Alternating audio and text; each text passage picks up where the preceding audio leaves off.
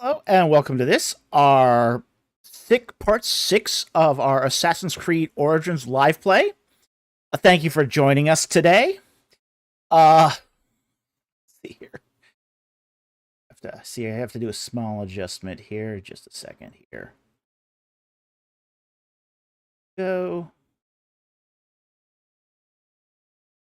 Okay. There we go. All right, that looks better. Okay. All right, and we're glad, as I say, we're glad you could join us today, and we're going to continue off where we left off, which is at Saqqara. Woohoo! Saqqara was fun. I love Saqqara. We got a couple super chats here we're going to take first from AT Ministries. First, a super chat here for $1.99. Thank you so very much for the super chat. And he asks, how do we understand the judgment of the gods in Exodus 12:12? All right, let's see if we can pull up a Bible here, and if we can't, we'll just read it. Nope, doesn't want to pull up the Bible here. That's fine. Oh, wait, there it is. Okay. Resize that. See this? Oh.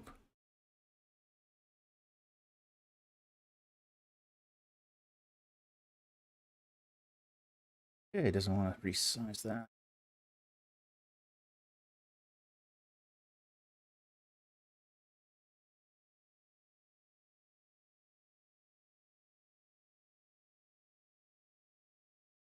It's being very, very obstinate here. Probably Windows up on me again. It's definitely Windows. Yeah, this upgrade is really, really... Windows upgraded my computer today, and it is not a smooth sailing. Not even close. Okay, I'm just going to read it because it is not... Windows is acting up today, and there's not a whole lot I can do. Okay, so... Exodus 12:12 reads, for I will go through the land of Egypt at night, and it will strike down all the firstborn of the land of Egypt, both man and beast, against all the gods of Egypt. I will execute judgments, for I am the Lord. Okay. So, how are we to understand this? Okay. There's a couple things we need to understand first about the passage. First of all, this is the only passage that ever talks about any of the plagues being against the gods of Egypt. Okay, so it is just restricted to this one plague. Okay, where it talks about, like, for example, I've heard it said that all the plagues are judgments against the gods of Egypt, but none of the other plague texts say this. It's only this one text that does it. Oh, it's a very nice theory, yes.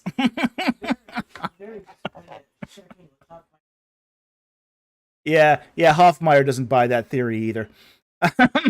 So it's like, okay. There is 18 Ministries, Anabaptist, was it? Yeah, 18 Ministers asks, is Horus in the game? I don't know. We should check it out, see if it is. It'd be cool if it was. Okay, so now what do we make about the gods being mentioned in Exodus 12:12? Well, okay, this is not against the religious system of Egypt, even though that's often very tempting based on the idea that this says gods. But there's another passage in Exodus where God says to Moses, I will make you like a god in the eyes of Pharaoh. Okay? Now, what does God mean by this? Well, God means that, in the eyes of Pharaoh, you will have the power of life and death. So, when it's talking about gods here in Exodus 12:12, I don't think it's talking about, say, the idols, the religious system. I think it's talking here about the power structure. Essentially, this is striking all the firstborn, all the heirs designate. Basically, everybody who will inherit something will be struck down. So it's basically ripping the rug out from under the rulers of Egypt. Okay, so that's what I think this is driving at here. It's not really talking about, say, spirit critters. It's not talking about spirit critters. It's talking about basically those who have power of life and death over other people. So that's how I would understand this passage. And I think that works very, very well with both the context of the passage, because you have to say, okay, how would the firstborn affect basically a spirit critter? It doesn't. Not in any way. It's not a judgment against a spirit critter. These are judgments against corporeal beings. So it wouldn't even make sense in the context of the passage to interpret this as a spirit critter. So it's just better exegesis here to take it in the same manner that God talks about Moses. All right? So anyway, I hope that helps. Thank you very much for the super chat. Very much appreciated. Okay, the next one here is from AT Ministries for $4.99. Thank you for the super chat. He says, it blew my mind not realizing "thou shalt not lie," end quote, wasn't in the Decalogue. Yeah, blows a lot of people's minds. But we sort of get this idea. Now, this came out of, say, the last live stream that we did. The last Q&A live stream we did. But we do this. I mean, it doesn't surprise me. I mean, I've done this where I thought, oh, I know this is in the text. And you look it up, it's not there. We do develop notions in our mind of what we think should be in the text, but isn't there. And this happens a lot. This is... Yeah, you go to church for 20 years, as my producer just pointed out, and you get an idea of what you think should be in the Bible that may not be there.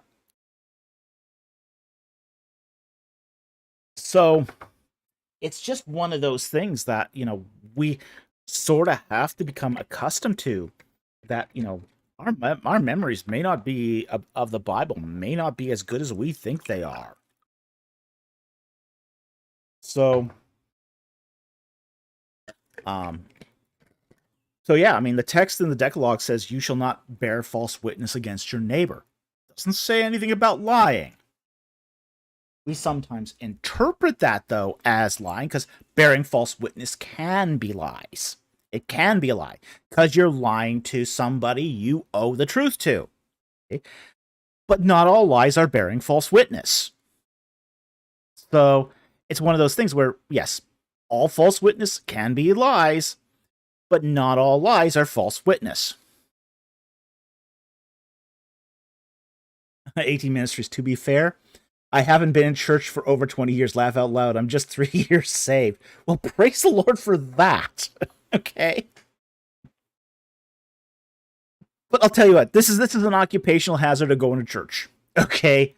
Is that, you will develop these things. I've been a Christian now for, gosh, how 40 something. Yeah, I mean, I've lost count. 47 years. 47 years. Okay? And I still find myself thinking something is in the Bible that it isn't.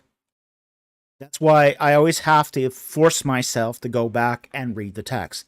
This is one of the reasons why, for example, on the live streams, I don't try to recall the Bible from the top of my head. I always go back to the text, and I always read the text just to make sure I've got it right. Because I know your memory can play tricks. So I totally get it. Okay, and the third super chat here is AT Ministries for $4.99. Thank you again. What events would cause all the water in Egypt, like jars, to turn black? The thing that sort of comes to mind here is probably some sort of petroleum discharge into the river, like an oil slick, like oil just sort of seeping up out of the ground and flowing into the river. That can happen. It has happened. Now, the case of the jars, I think this is one of those things that we sort of misunderstand when we read the text. We misread the text because we don't understand the context. I'll give you an example of this, like in Joshua 10, where it says the sun stood still. Now, we in our Western culture don't know the intricacies of omen language. So when we see the sun stood in the sky, we think, oh, it's not moving in the sky.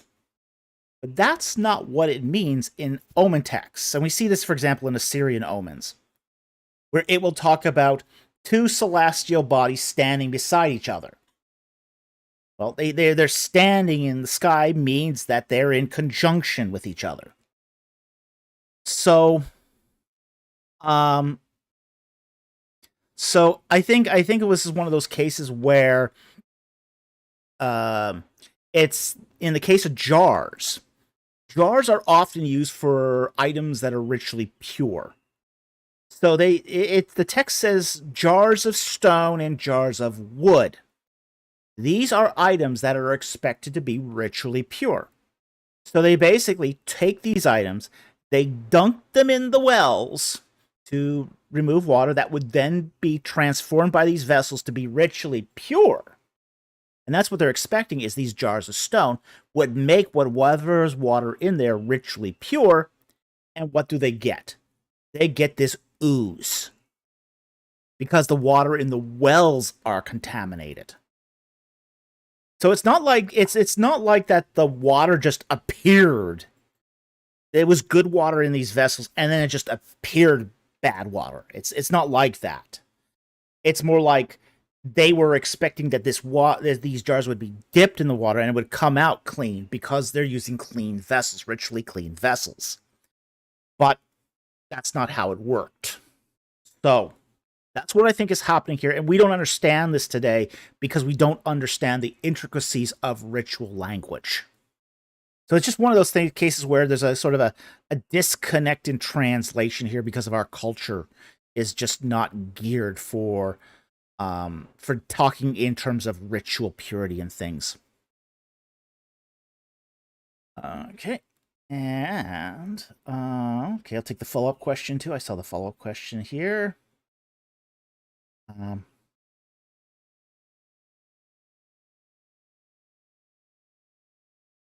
Darkblade asks, do you think the water actually became blood or just assumed the attributes that caused it to resemble blood? I think it's the latter. I think that it assumed the attributes to resemble blood. So I don't think it was really like red corpuscles in the water. I think that would be very, very strange, and frankly, this description, the water turning to blood, is not a one-off in Egypt. It's not a one-off in Egypt at all. It's happened before. We find it mentioned, I think, in the prophecy of Ipuwer, where it talks about the Nile turning to blood, and yet the people drank from the wells, from the river.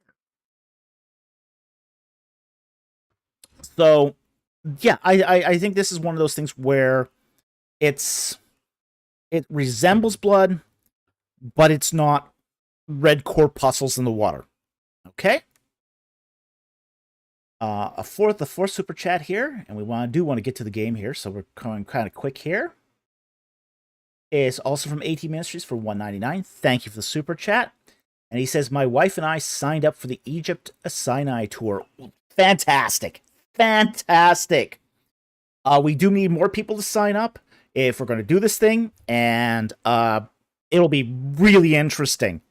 Frankly, I'm looking forward to Sinai myself, because frankly, That resort sounds wonderful. Okay. So it's going to be a trip where you get to both relax and learn. So, the best kind of learning. So thank you very much for signing up for the tour. We really appreciate it. And this is going to be really exciting. So we are so looking forward to this. And we would encourage you, everyone else who wants to sign up for it, please do so. So the tour provider knows you're interested. Because if he doesn't know you're interested, they won't keep the spots open. All right? So thank you very much for signing up. We really appreciate it. And there was one more super chat, and then we'll get to playing the game here, which is mouthwash for $2. Opinion on Lake Nasser. Devastating for Egyptology? It's hit and miss. I'd say it's hit and miss. Okay. A couple things about Lake Nasser. It's a hydroelectric dam. It's used to generate power throughout Egypt. It's probably the most important source of power in Egypt.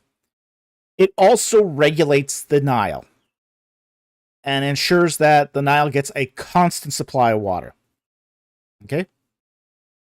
So, while it wasn't good for, say, archaeology south of the dam, like sites like Buhen, I mean, it was bad for sites like Buhen. It's bad for Abu Simbel and for Philae. But on the other hand, too, it means that the Nile doesn't flood every year at a unpredictable level. Okay? And there were times that the Nile did flood to an extent that it actually flooded the temples. You know, you go into Karnak Temple. Go into Karnak Temple, and you go just past the first pylon into the gate before the hypostyle hall, and there's a mark up on like about 6-7 feet up where someone drew in chalk.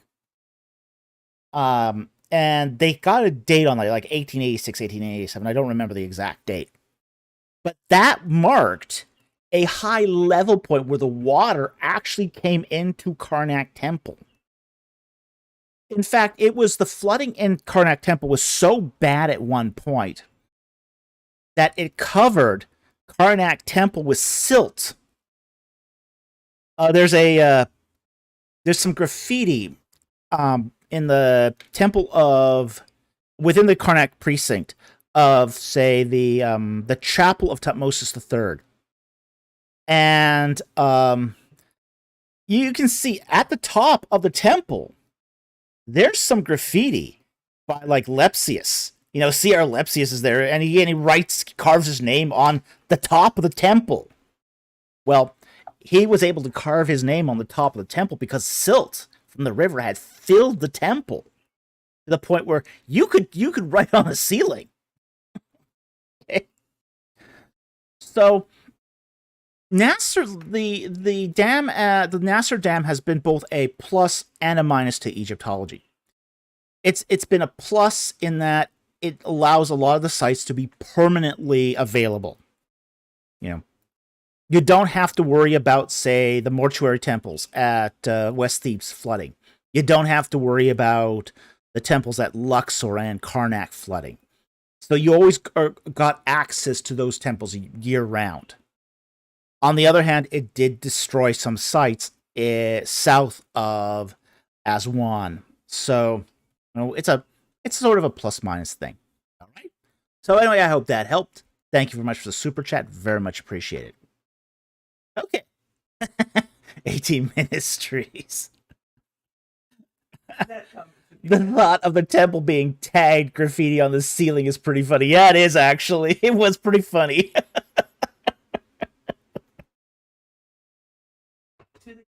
All right, to the game. Let's get playing here.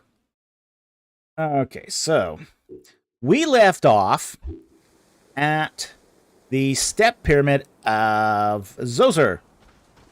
All right, and here it is right behind us.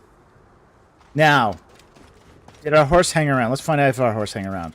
We won't go back into this temple. Man, our horse left. Dang. I left him here. All right. Hey, Bon Bon.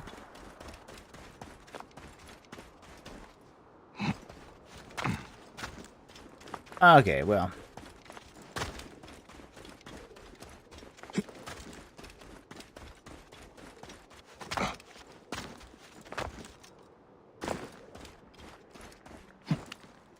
So what? Is there? There's cobra dens all over the place in Egypt. That's Steve. He's a good boy. That's an inside joke, by the way.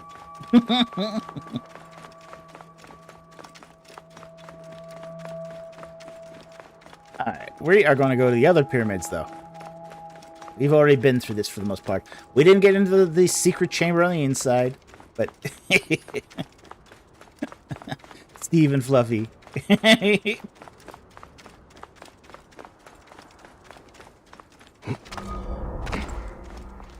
Oh, this is the Cobra's lair. Oh, I don't want to go in the Cobra's lair.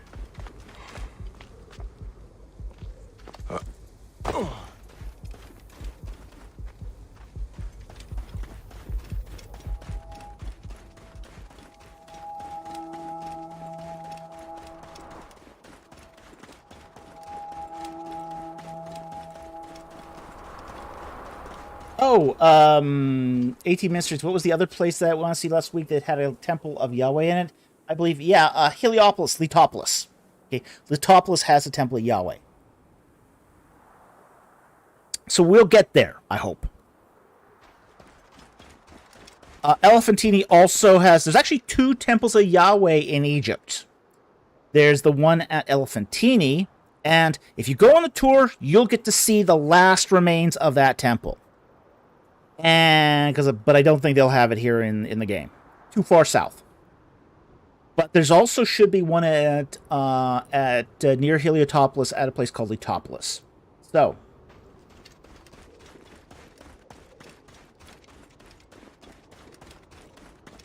Alright, so we're going to go over the hill here, and there should have been a... Right over here. This area right in here should have been the Pyramid of Unis. We should be right standing over it. Right about here. This should be the Pyramid of Unis. And this should be just a pile of mud brick right here, because that's all you can see of it. So unless they moved it on us, and it is actually super close to that. You see that wall there with of the retaining wall of the court precinct?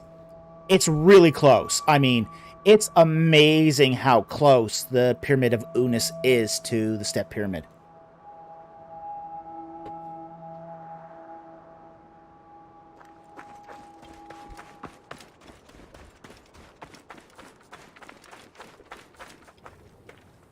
Okay, we got a road there, it looks like.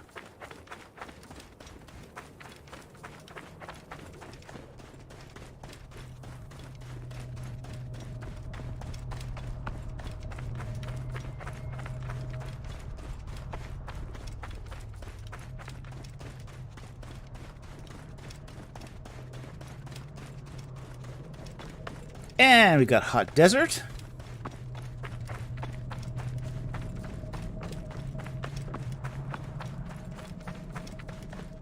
Now, I think these are the pyramids, supposed to be the pyramids of Dashur. Dashur is in visual range of Saqqara, but you're not going to run it. It's just too far. So...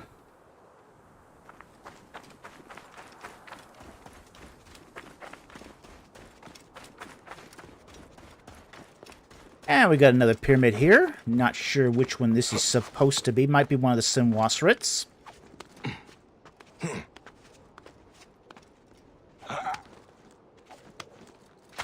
Woohoo! Senefru. Okay, so this is supposed to be the red pyramid then. It's a little out of place if this is supposed to be the Pyramid of Senefru. Now, Senefru had 3 big pyramids. Okay?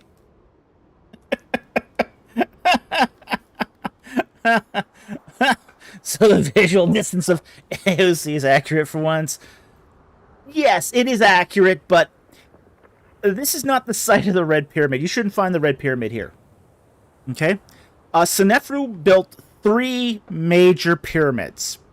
He built the Red Pyramid, he built the Bent Pyramid, and he built the Mayom Pyramid. Those are the big 3 ones. And then he built about a dozen small Queen's Pyramids. Senefru built more pyramids than any other king in Egypt combined. He just went crazy for pyramids. Jack Ray's cities have red light districts. Egypt has a red pyramid. Egypt has red light districts too. Don't know. We won't get into that.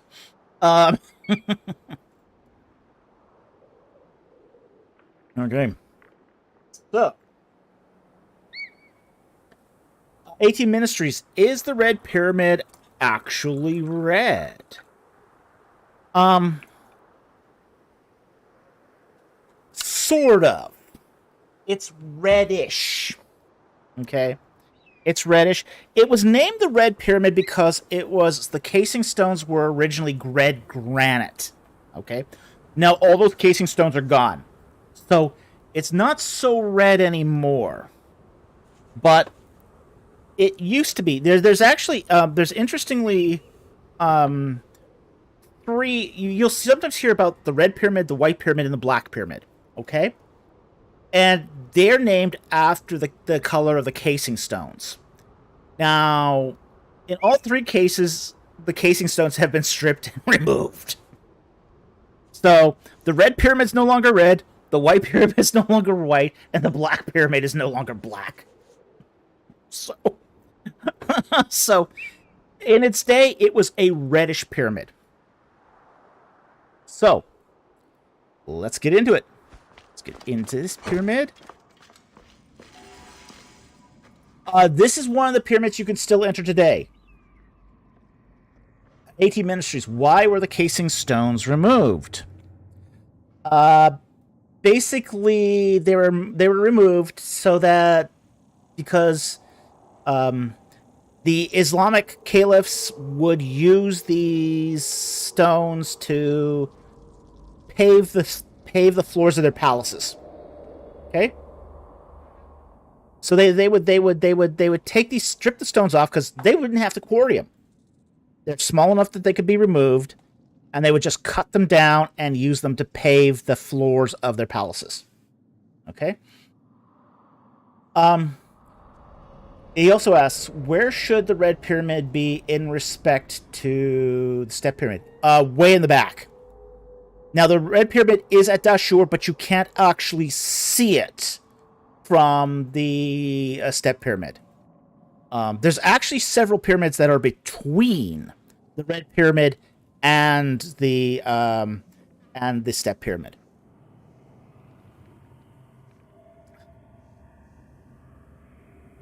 AT Ministry says, as a former Muslim, this is another reason to dislike Islam and the Islamic caliphates. I won't comment on Islam, but yeah, it's a good reason to dislike the caliphates. Oh, what they did to Hermopolis was just horrifying. The whole cult site of Hermopolis, one of the most important cult sites ever in Egypt, the caliphates took the stones from Hermopolis and burned it to slake lime so that they could make concrete and quicklime for their palaces again. They completely destroyed that, one of the most important temple sites in all of Egypt, just to make their palaces look pretty. Yeah, it was horrible. Very little remains of Hermopolis today. Okay, let's get back to this, and we go down, down, down, down.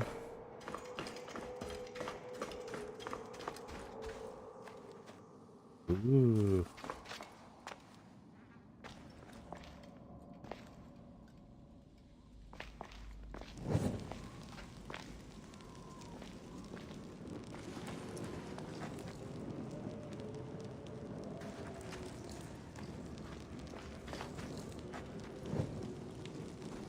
Anything to loot? No loot. I can see there's already some bugs. Press through.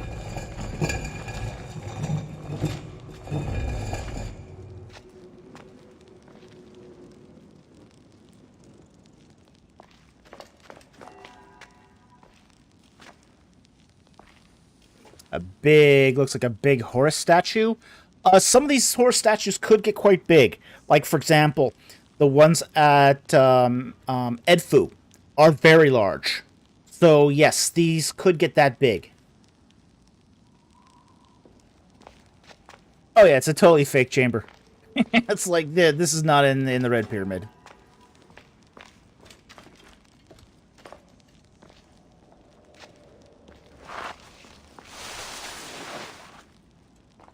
Ooh, look at this.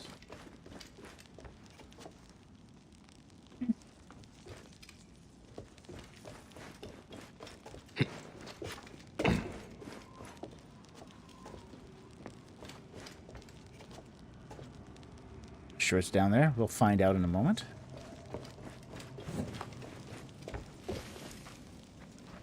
More drops. Okay, looks like we're gonna have to find our way down somehow.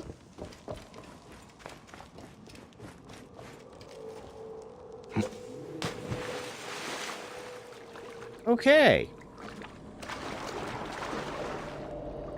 I cannot see a thing here.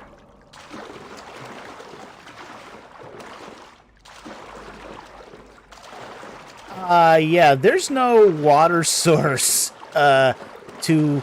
The water table is not this, low at Dashur.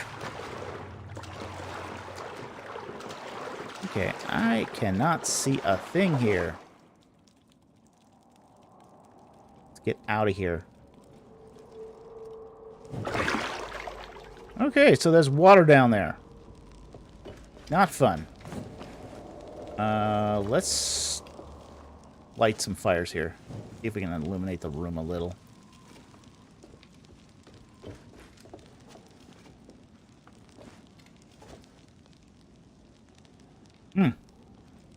Yes, the Red Pyramid was not subject to flooding like this. And this Dashur's a dry place on high ground, so yeah, you would not find, there are some pyramids though that this did happen to. Okay. The most important one is the Pyramid at Taharqa. Now, the Pyramid at Taharqa is the water table is very high at that pyramid, so the burial chambers of Taharqa's pyramid are flooded, and the only way you can get in there is by scuba gear. So, okay, so.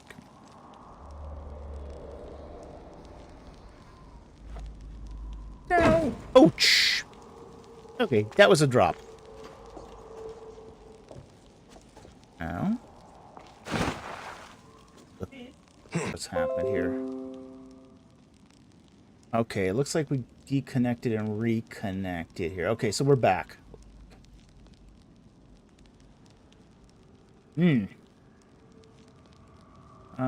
Okay, so we're back. And we got some more pottery. Pottery smash.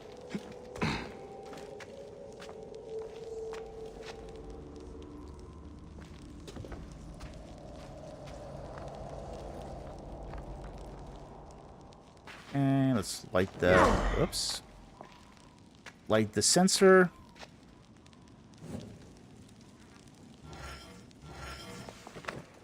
Alright, not sure what I'm supposed to carry here, but... Yeah.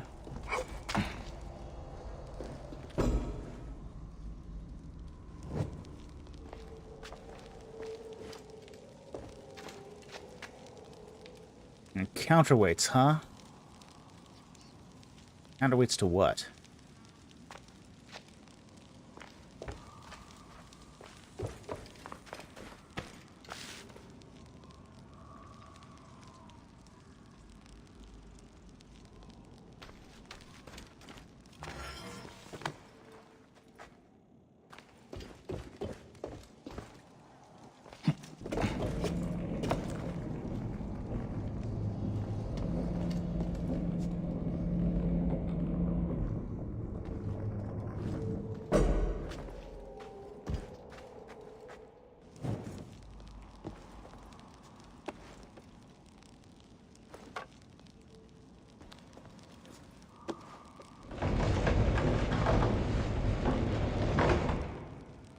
Okay.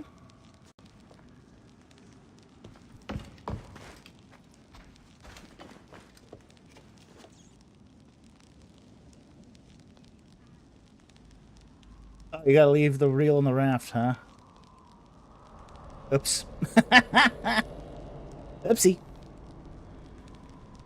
Hmm.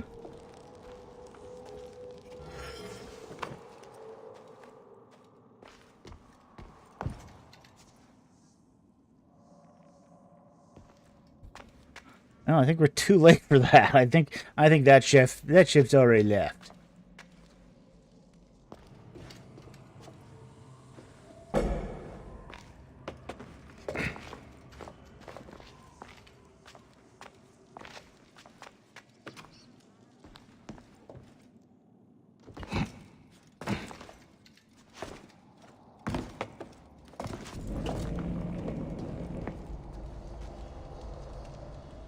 Okay.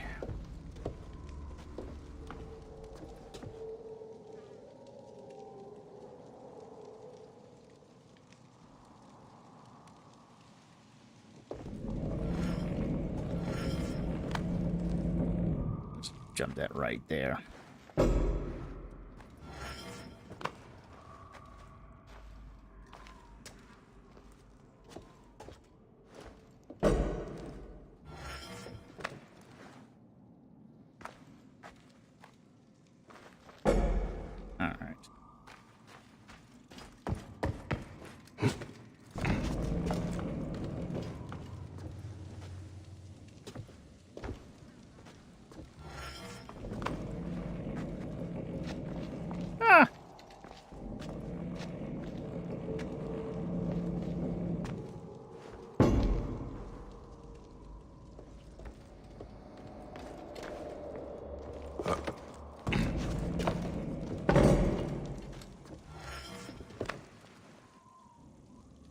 Alright. Here then?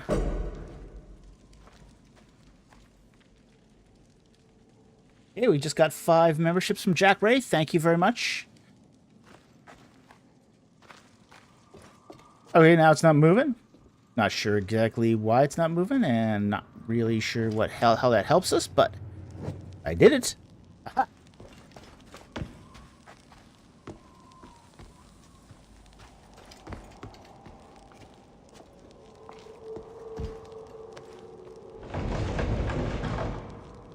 Look at that, you can move that on there. Interesting. Okay. We got pieces of statues. Some statues were in pieces. This is true. Period. A lot of them were single pieces. So it really depends on which type of statue it is, whether it comes in pieces. Generally, though, one of the interestingest things is you don't normally find them in pieces quite like this. Like, they wouldn't make, say, the torso and the legs separate usually. But they would make the torso and the legs one piece, and then they put the head on separately. That they did.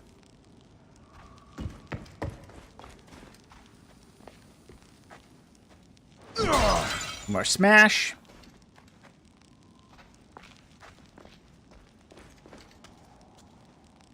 Okay.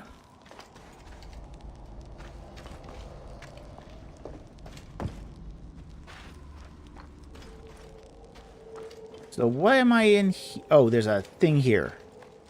Thingy there.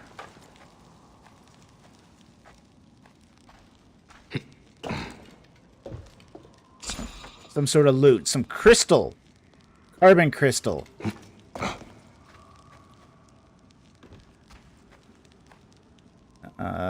Mouthwash says, yeah, there's a device in the Tim Asmenkare. Not here, unfortunately.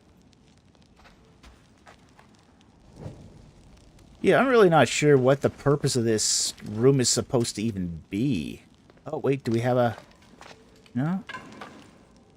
No, that's not a way through.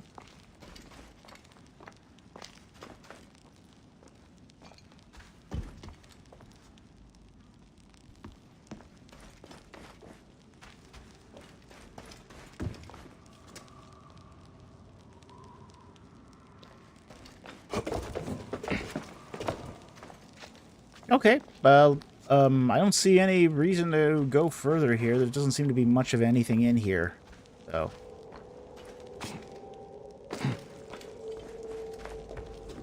Climb? Yeah, to what? There's no way up.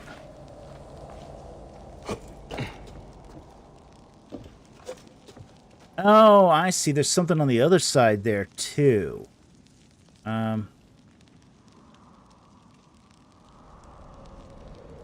It might. Yeah, it might. Let's try that. Let's try that. Maybe that's what's going on here is... that...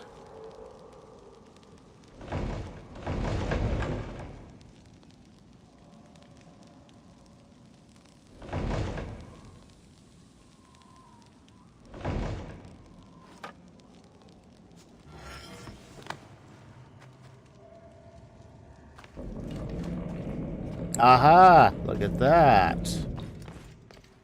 Okay.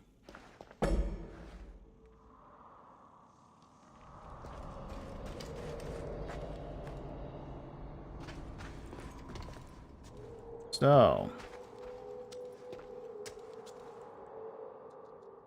Okay, so we gotta make that one go down to make it go up, but...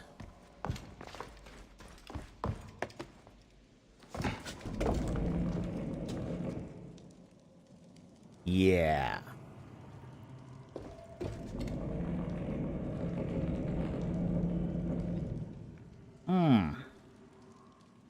So, how do we be at two places at once? Essentially.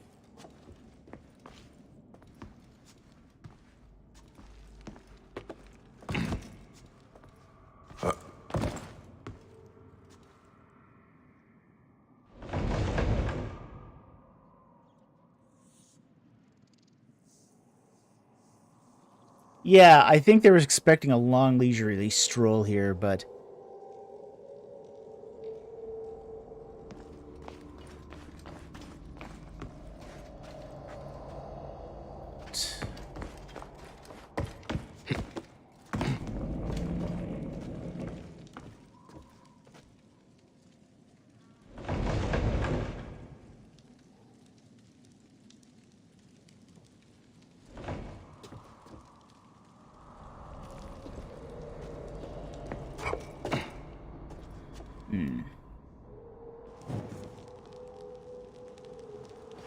Okay, so we got the counterweight.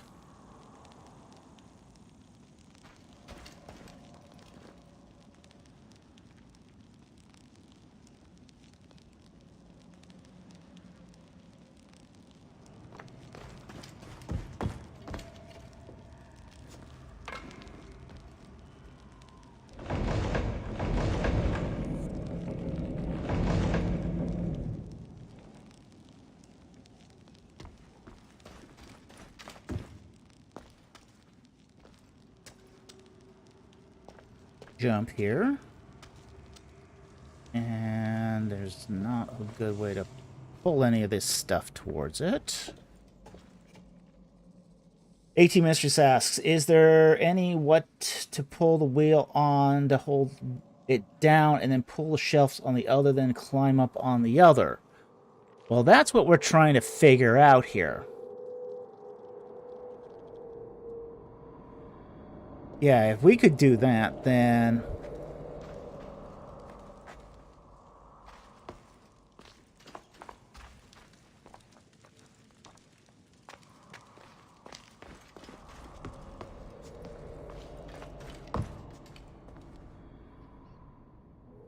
yeah, I'm not sure how to get that. Either the other we have to raise either this one here or lower the other one. So the question is, how do we do that? Wait, maybe we can jump. Oh.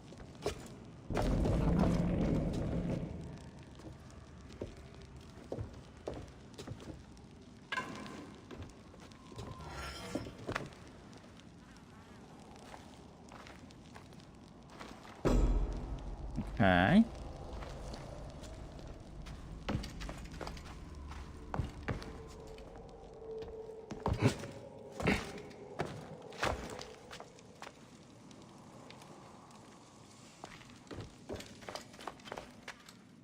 Doesn't let you pay musical weights, but maybe.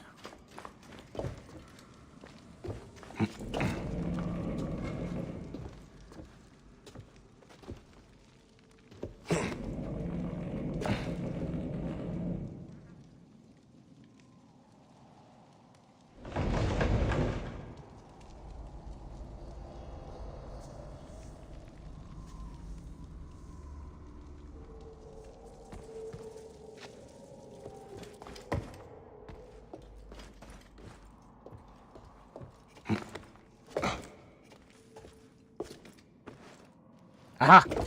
All right. There we go. All right. We got it.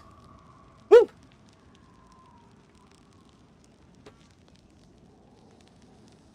And in here, we've got more worthless treasure. Worthless because we can't take it. Smash. Smash.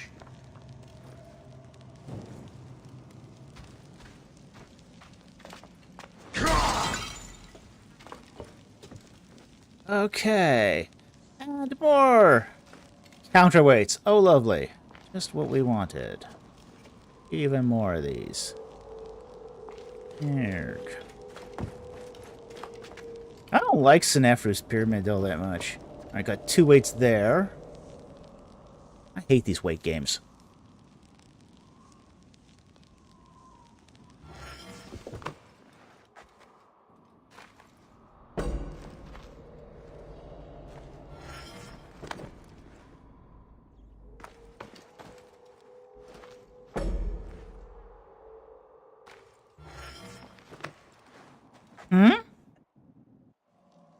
Yeah, a simple walkway would be easier.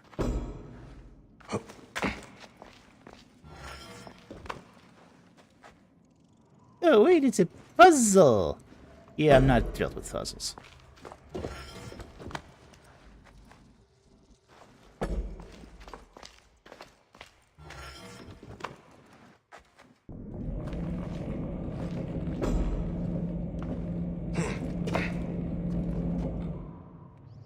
Oh, it won't let me up. Yeah.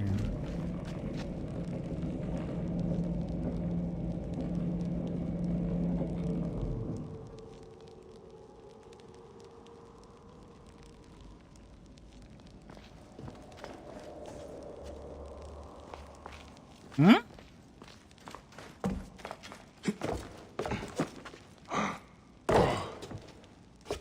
Well, that would be preferable, wouldn't it? Yeah, nuts to this.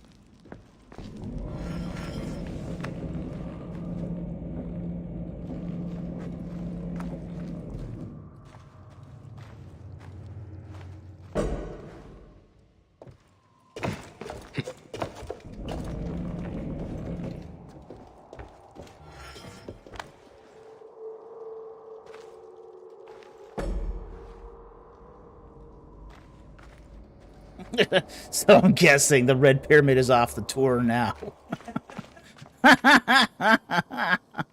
I wouldn't exactly put this on the tour if I was, if these rooms existed. This is slow. This slows the game really down. It's not exactly interesting, is it? It's getting tedious. But how do we get out of it is the question.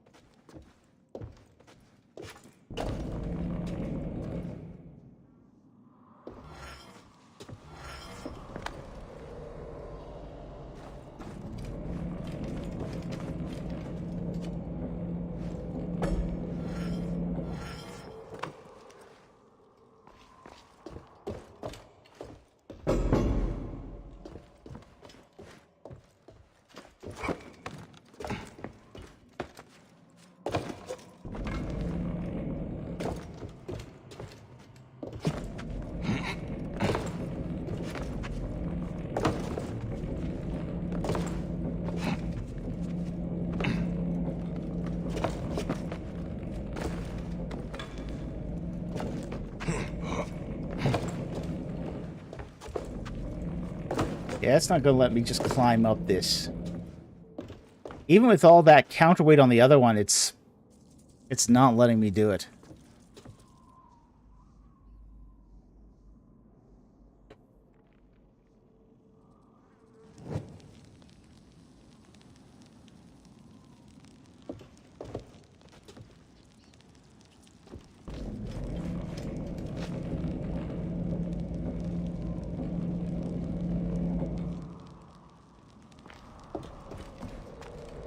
Is there a third weight out there somewhere, maybe?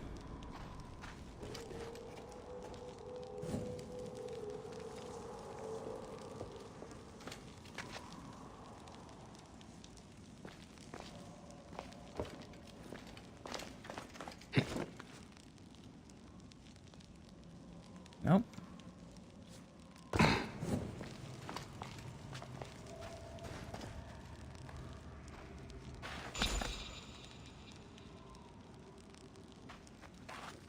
Hole there. Is there scaffolding to climb? Yeah, there's a scaffold right here, but the problem is once we get to any height here,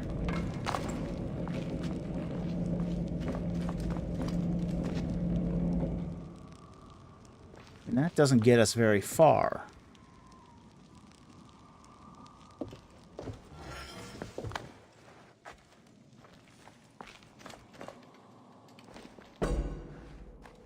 Unless that's not the one we're supposed to be going up. That could be the case, too. In which case...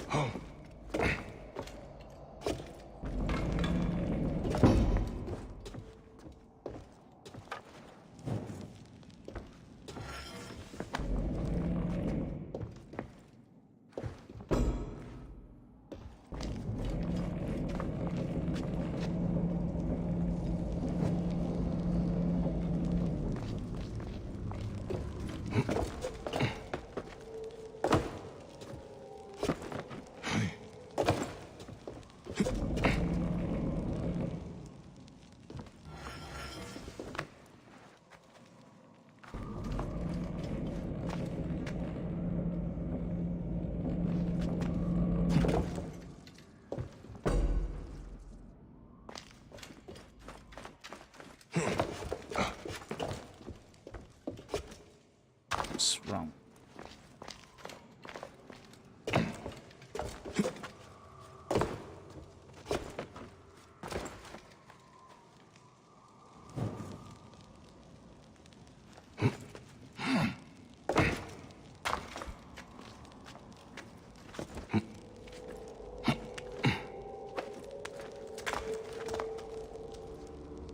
Okay. We are up high.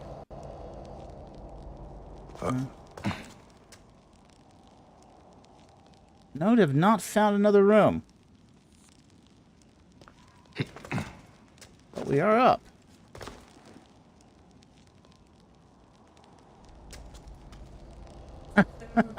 Miss little rat.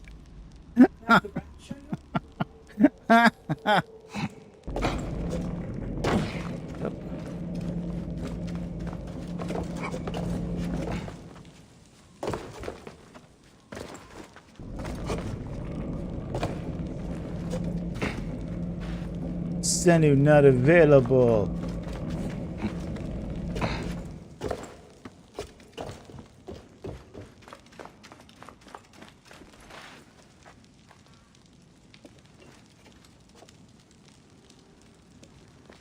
Yeah, it does seem to be that the out is up there.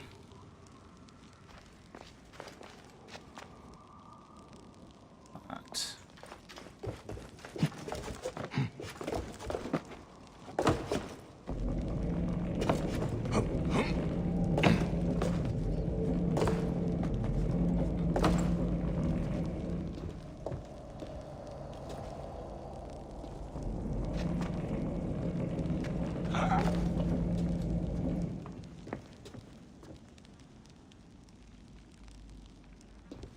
This is annoying.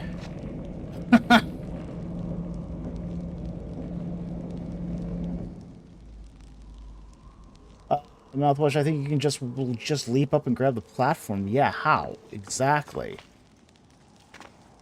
Yeah, it goes down too fast.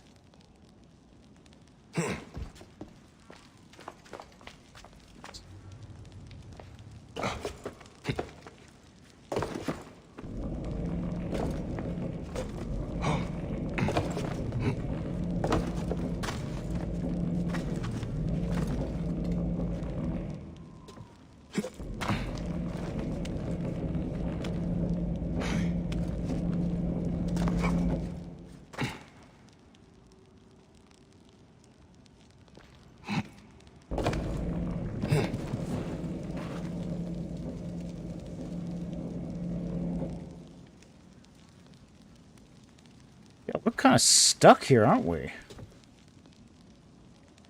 Gotta get more weights. Alright. Yeah, I'm not sure. I don't know how to get out of this. I mean, we can go back here and see if there's anything in here. Unless it's this one.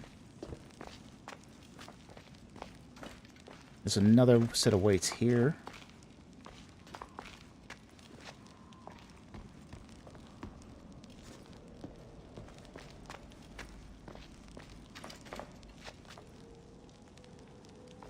Oh, is there? Of course there's an ancient tablet that needs to be read.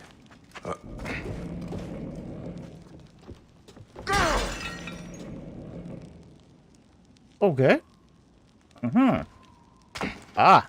Alright, we found a way.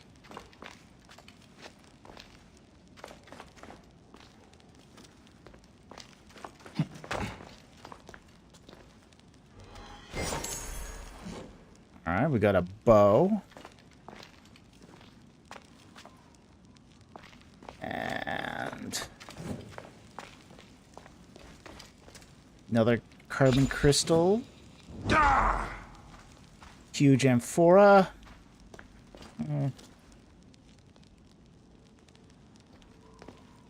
Use the weight that you just lowered. Did I just lower one? Okay.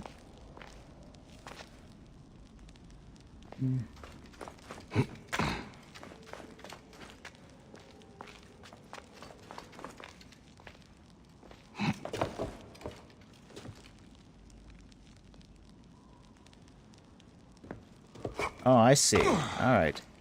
There's more weights here. Alright.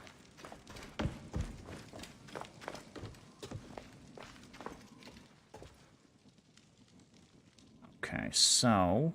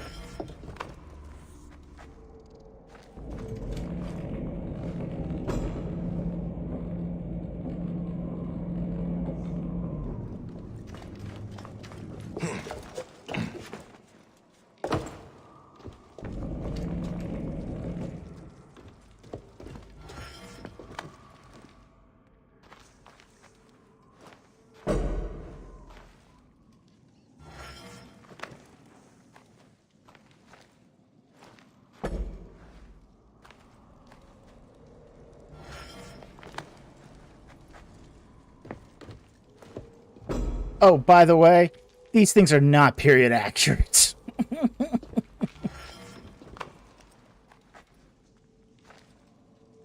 They should be just smashed and ignored. Egyptians never did this sort of stuff.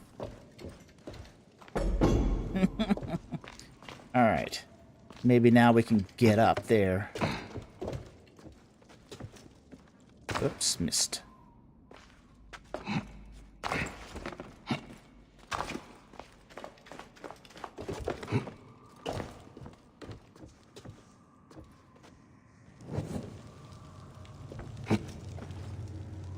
Alright, I think we got it.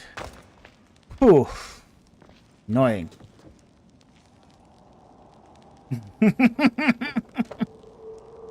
Puzzles and pyramids aren't period? No, they're not. Surprisingly, they're not.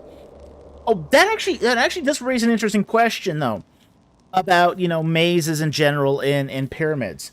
Most pyramids don't have mazes.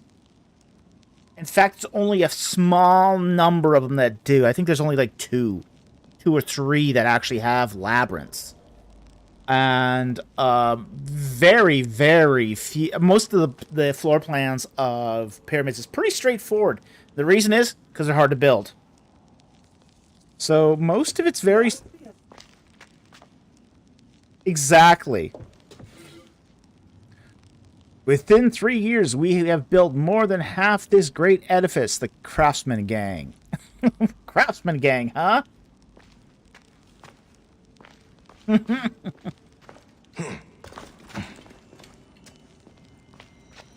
Ooh, look at that. Loot. Axes like that are not period to Senefru. Senefru was in the 4th Dynasty. They didn't have axes in the 4th Dynasty.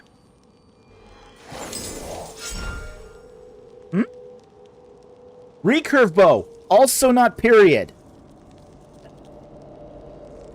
Oh, they're letting me type it. They're letting me take it. Yeah, so, but axes are not period to 4th Dynasty. Recurve bow is not period to 4th Dynasty. And the Khopesh is not period to 4th Dynasty. None of those weapons are period to the 4th Dynasty. 18 ministries. If they didn't have axes, how did they cut trees down? Stone axes. They had stone axes. So the metal axe did not have hafting technology. So they didn't. They never had a way to put a shaft into a metal blade. So they would use, to cut down trees in the Old Kingdom, they would use stone axes. Yeah, the obviously period chariot. Yeah, chariot isn't period either. So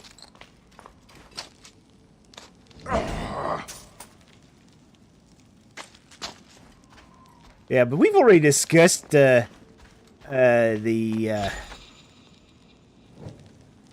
chariot a bunch of times already.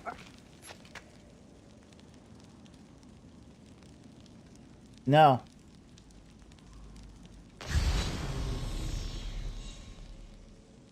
Use the treasure sense. Okay. Well, I just used it right now.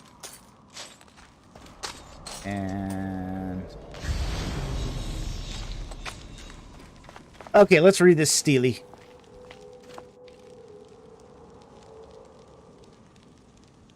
Ancient writing from the Old Kingdom. Ooh, ancient writing. The Old Kingdom. Yeah, it doesn't look very Old Kingdom-ish to me. Okay, I think we've hopefully have made our way out of this one. Man, this was a slog.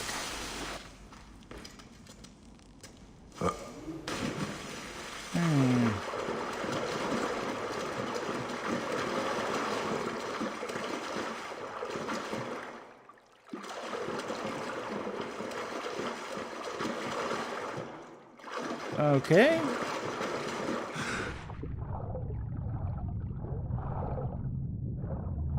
Oh, how nice. It's easier to see under the water than above the water. I don't think that's how it works.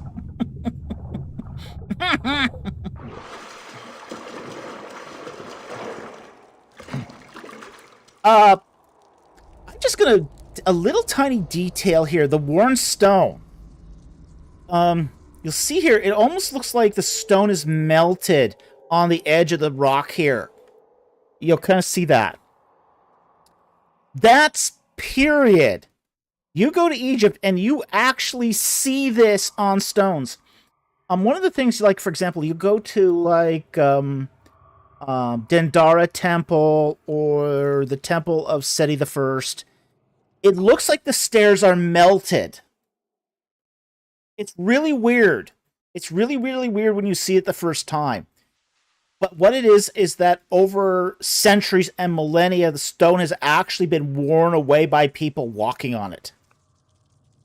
So, this idea that that look of stone being melted is something you see in Egypt. It's really cool, but oops. Wrong button. Up. You up.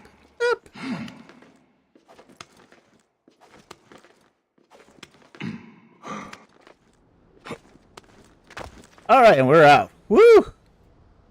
Wow. Again, tombs do not exit the pyramids out through temples like this, but... Uh-oh. Who's this? Tents. Let's talk tents. You do find there are tents in ancient Egypt. It's a technology that goes all the way back to the Old Kingdom at least. The typical tent is 4 poles with a cloth over top.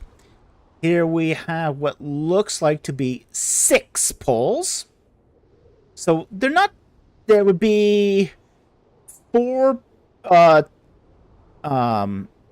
standing poles and then 4 cross beams. So not quite... This is not quite a period design, but...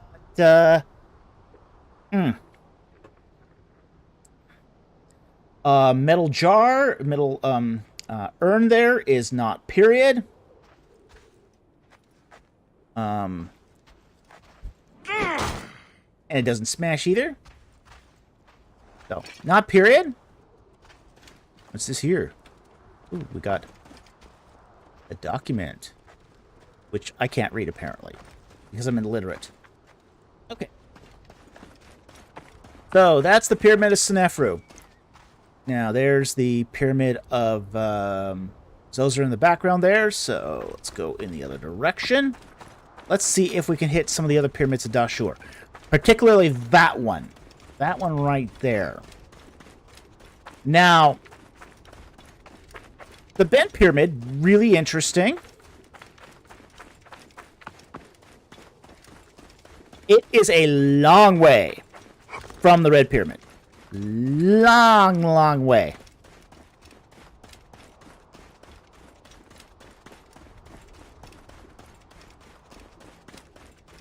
If... Find the entrance here. There's the entrance. Okay.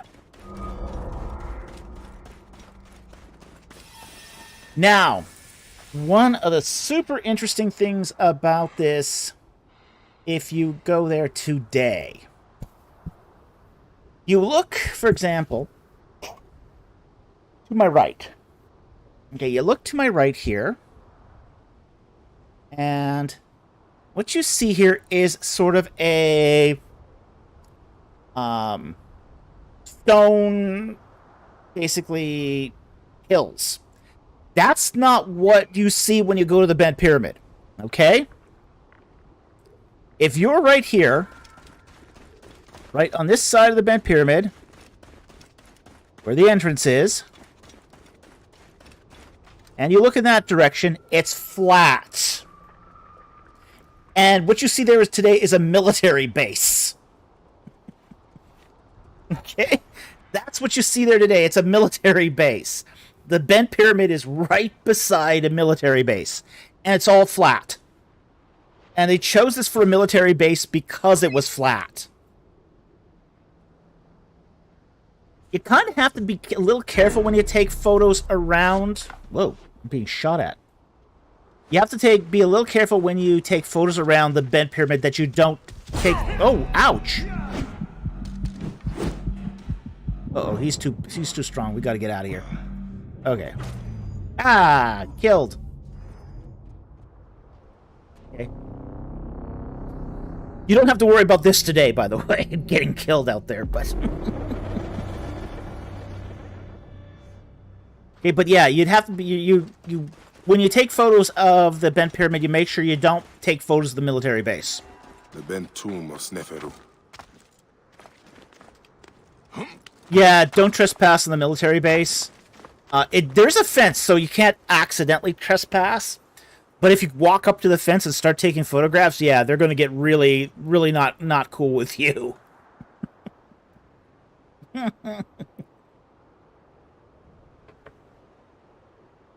Let's hope there's no... Oh, look, someone's been here recently. Yeah, this has been a tomb open in antiquity. It's blocked. Blocked. There must be some way through. The tracks here are fresh. There must be another way inside the tomb. You mean like this way?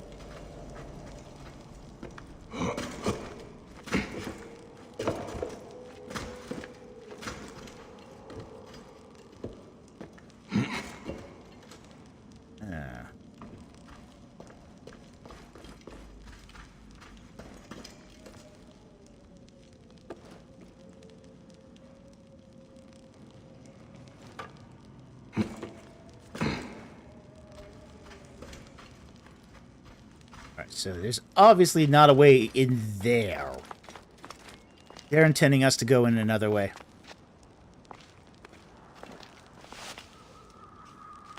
While we're out here, we'll just...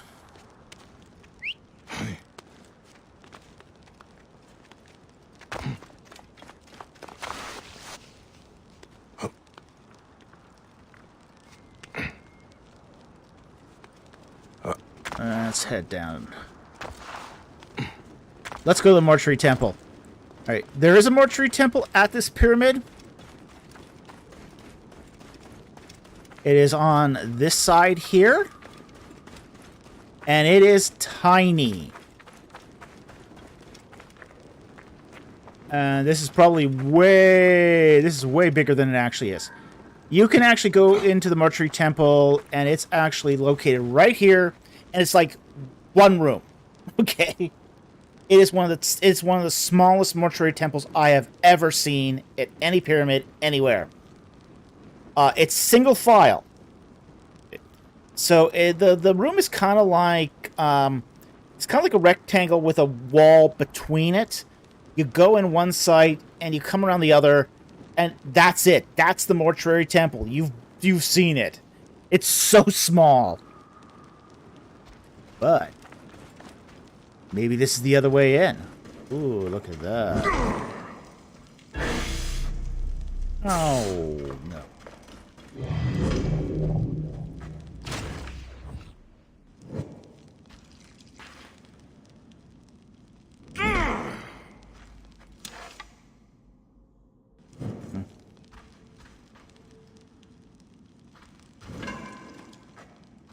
Cobras. Let's deal with these guys. Dead Cobra. Dead Cobra. Bad Steve. Out of ammo.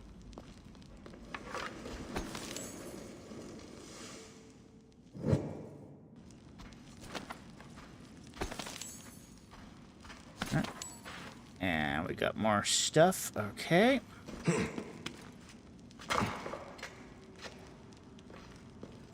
Steve and Fluffy are dead!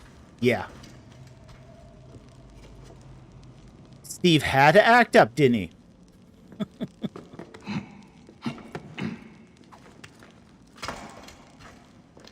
Alright, and we're in. Woohoo! Something must be behind here. No, I think they're just covering it up for no good reason. Oh, bars? Come on. Alright, how do we get past the bars? Yep.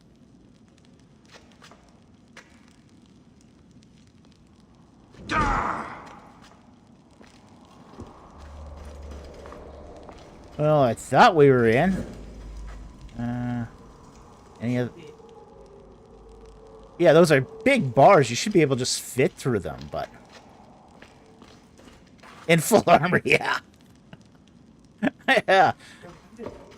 Yeah, they're not really meant to keep anything out, are they?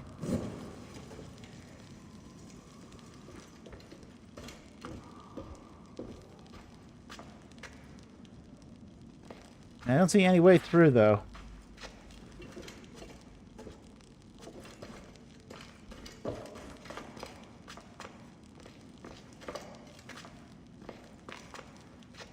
Okay, so... no easy way in this way.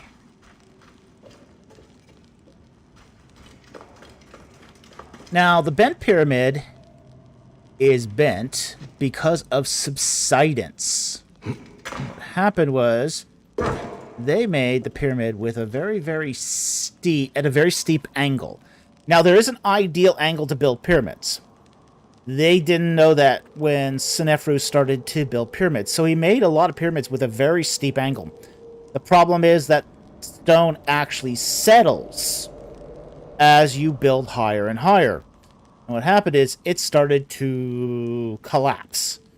So, this is why, to try to salvage this pyramid, they changed the angle of the pyramid so that it's bent, to prevent it from sort of continuing to subside. But that didn't actually fix the problem. So it still was suffering from subsidence, and as a result, down we go.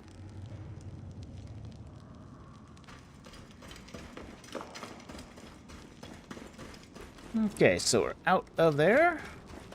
Still no wiser as to how to get in.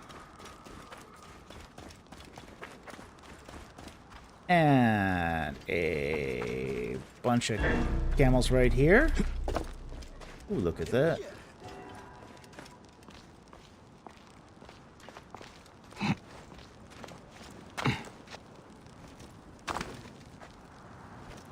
On this side of the pyramid should be the Queen's Pyramid. There is one Queen's Pyramid here.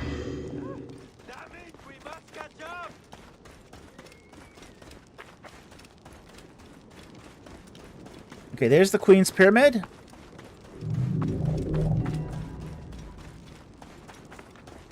It appears to be on the wrong side of the pyramid. That's okay. We won't hold that too much against them.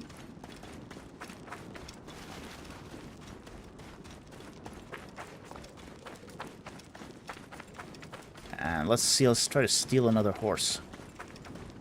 They're kind of being... Time to get clear! Hey! Do not let him escape! Woo! Bye-bye!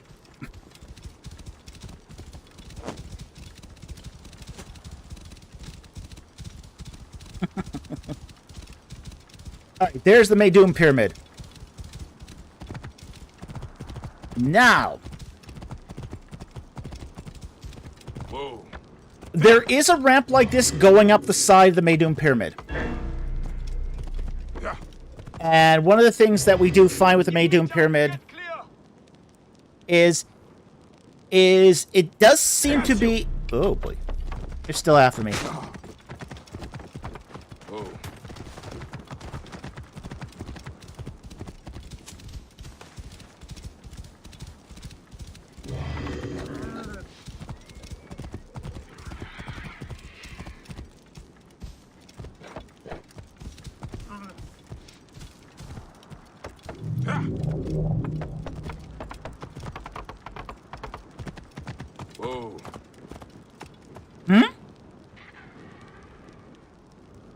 Oh no, not conspicuous at all. Holding a torch at night.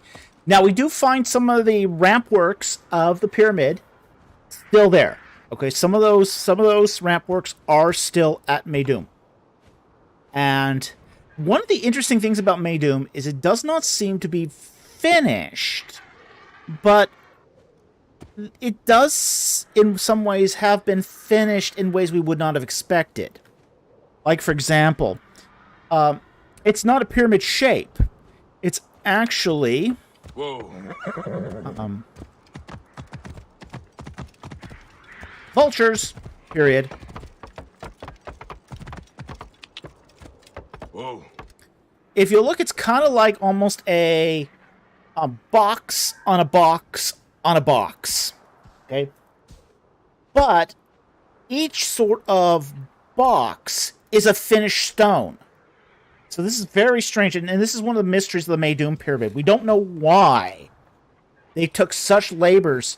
I mean, because it's always thought that these would have been, like, covered with other casings, other stones, and then ultimately smoothed out to make a pyramid. But for some reason, the stones here are finished on the outside. And the idea that this would have been these interior stones would have been finished to that degree is something that we wouldn't have expected from a pyramid in this state. Now, if you look out over what's here, the desert, Whoa. we should see a bunch of mastabas. There are at least 4 large mastabas surrounding the Maydoum Pyramid. So, Jack Ray asks, how would horses be so common in a desert like this? Yeah, they're not. Movie magic! Whoa. So there should be 4 mastabas. That looks like a queen's pyramid there. But I don't see any mastabas around the pyramid. There should be, as I said, 4 large mastabas.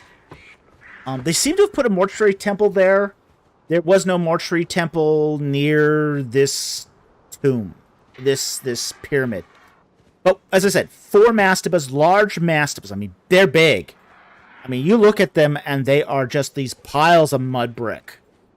I mean, they really stick out. So. Whoa.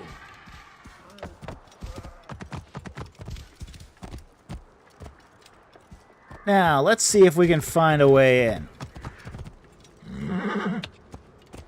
You can go into this pyramid today. This is a pyramid that is open today. It is a pyramid, however, that apparently is quite the exercise to enter and exit.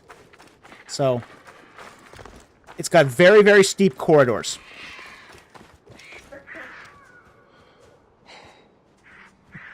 Is Ramses the First just a phantom copy of King Rama of Thailand, 1782 to 1809? Just asking for Anatoly Fomenko and his new chronology. Yes. Yes, absolutely. Totally. Yeah. Yeah, some of those revisionist chronologies are really cracked.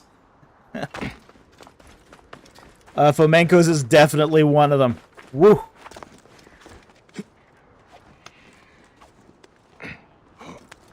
Right, and we're going up, and up, up. And we're up onto the second platform here. And the entrance should be on the second platform, if I remember correctly.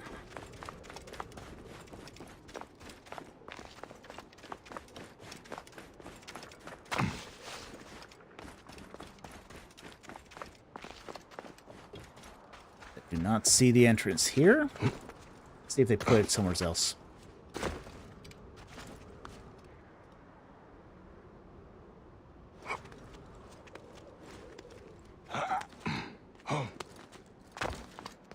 Okay, we're at the top platform here.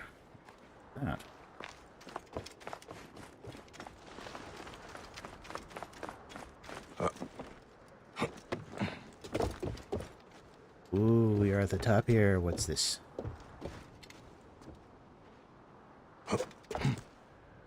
Synchronize. Ooh, we get to synchronize now.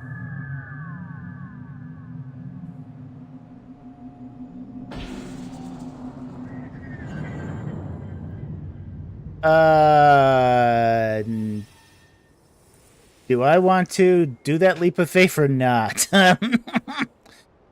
Not before we do something else, though, here. Okay, so if we look in that direction, we see the bent pyramids and the pyramids of Dashur and all that, okay? Now, if we look in this direction, and it's not here, what I'm about to point out. From the bent pyramid, you can actually see the Pyramid of Senwosret III. It's a big, blackish pyramid. I mean, it's huge. It's absolutely massive. I don't know if you can go into that one or not. But you can actually, if you have a strong enough telephoto lens, you could actually get a pretty good shot of the Pyramid of Senwosret III from the bent pyramid, or from the Mayom Pyramid. Or sorry, not the Mayom Pyramid, the bent pyramid. So it should have been actually over there. We see it. So sorry about that. But yeah, at the bent pyramid, you should be able to see the Pyramid of Senwosret III. It's big. It's black. It's really stands out. But they do have not included the Pyramid of Senwosret III. All right. So let's take that leap of faith here. What am I going to do?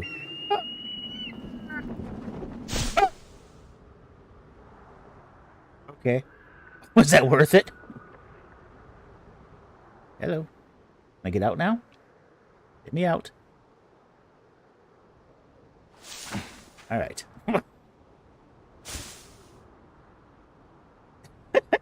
He likes jumping in there, apparently. All right.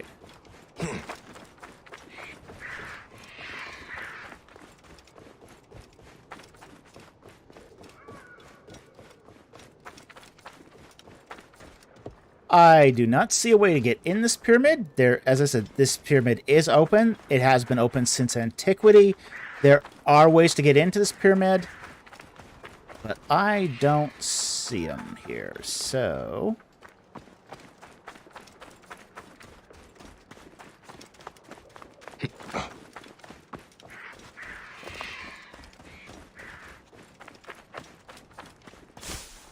oh, stop playing in the straw. Come on out.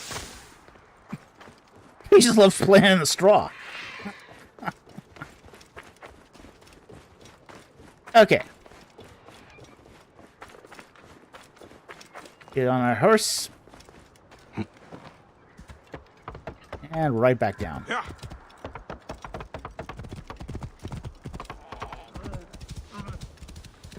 And that should be the furthest pyramid we see here in Dashur.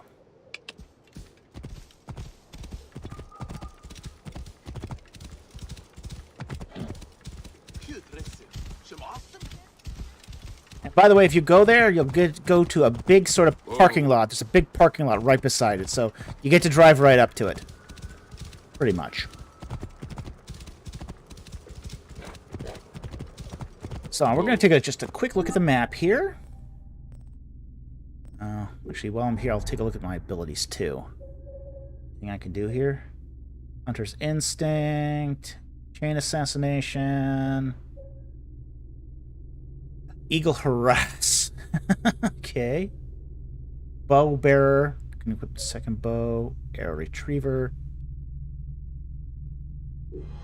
Yeah, let's take the Arrow Retriever. Adrenaline. This. Start a conflict with half-filled adrenaline. Smokescreen damage. Animal taming. Firebomb. Dusk to dawn. Let's. Oh, not enough points. You need 3 for that. All right. Well, then we'll just go back. All right. So let's look at our map here. See anything nice and near. Okay.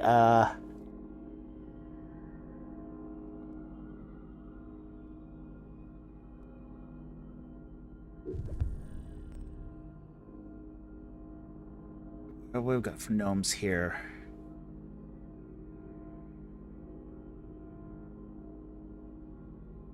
Lake Meroetis. Memphis. Okay, we've got Memphis. Inhebjet known. Giza. Let's take a go back to Giza here, and let's go into... We'll go here. Okay. Let's go back. Okay, let's go to Memphis and go to the Inhebjet node and work our way up. If we work our way up to the river, we might make it to Heliopolis and see if they've got a temple of the Lord there. 18 ministers. Are the gnomes in the map accurate representations of the actual gnomes in Egypt? Oh, no. Not even close. No. No, these representations of gnomes are not even close. Geographically, they're just so misplaced it's not even funny. In fact, I'm having trouble recognizing where everything is on this map because the map is not accurate at all. Everything is distorted on this map.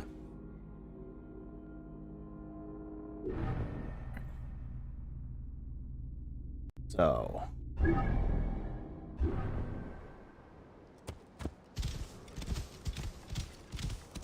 Whoa.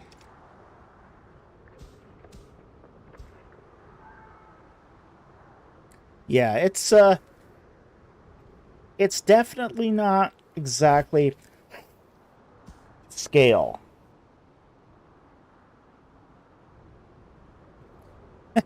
Yeah, 18 Ministry says, so I shouldn't bring this map with me to Egypt as a guide. Oh no. No. That's a formula for getting lost.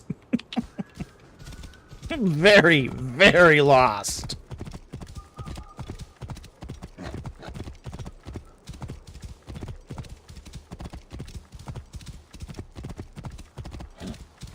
A map in the spirit of Ron What? Yeah, pretty much.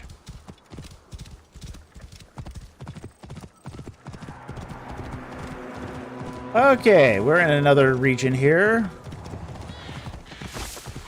Whoa. Oh, smashing.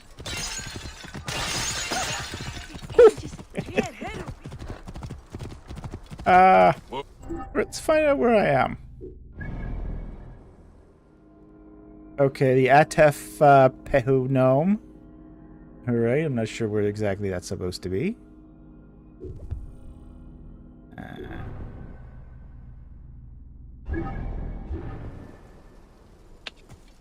Did you take the road to Memphis?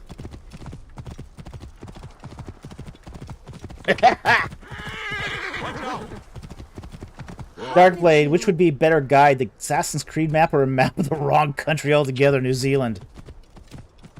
New Zealand.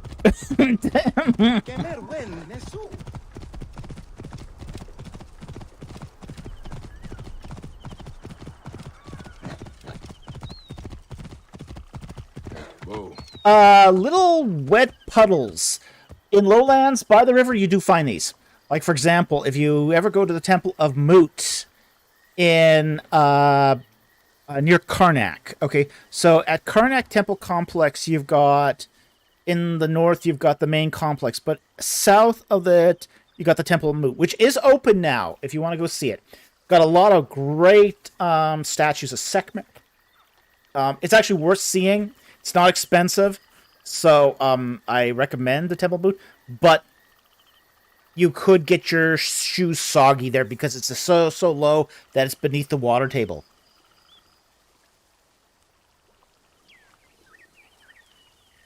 So you do see little puddles like these in some temples, like the Temple of Mut. That's period accurate.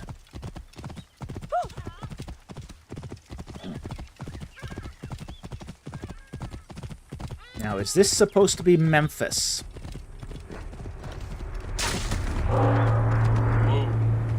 Menufer. Yes, this is Memphis.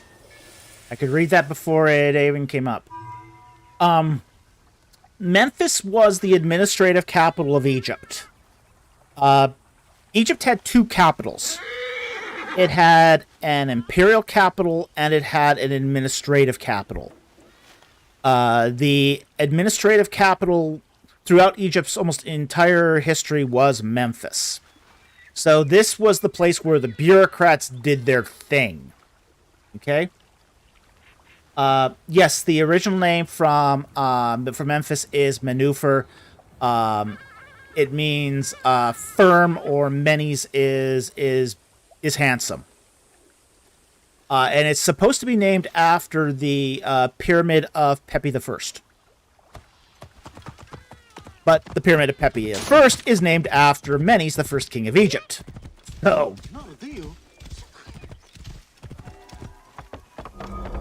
I should speak to Pasharemta right away. He's likely at the Great Temple. Hey, it was a big city. It is beautiful, but it stinks of the battlefield. Or a tomb. Yeah. It was an administrative capital. It was a place where bureaucrats lived.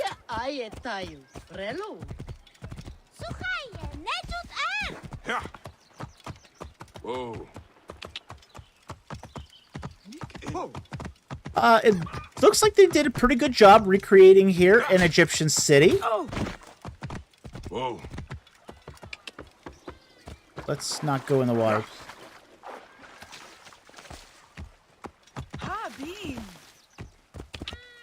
Whoa. Yeah. Stuck here. Now let's get out. Yeah. Whoa. The second largest sphinx in Egypt is here in Memphis. I don't know if they'll show it. Whoa. Let's see if we can find it. hey! After him! Whoa. Yeah. Yeah, they probably wouldn't be happy with me bringing a horse into their temple. Whoa. Yeah. Shit there! Yeah. Hey, wait! Ha! Yeah! Whoa.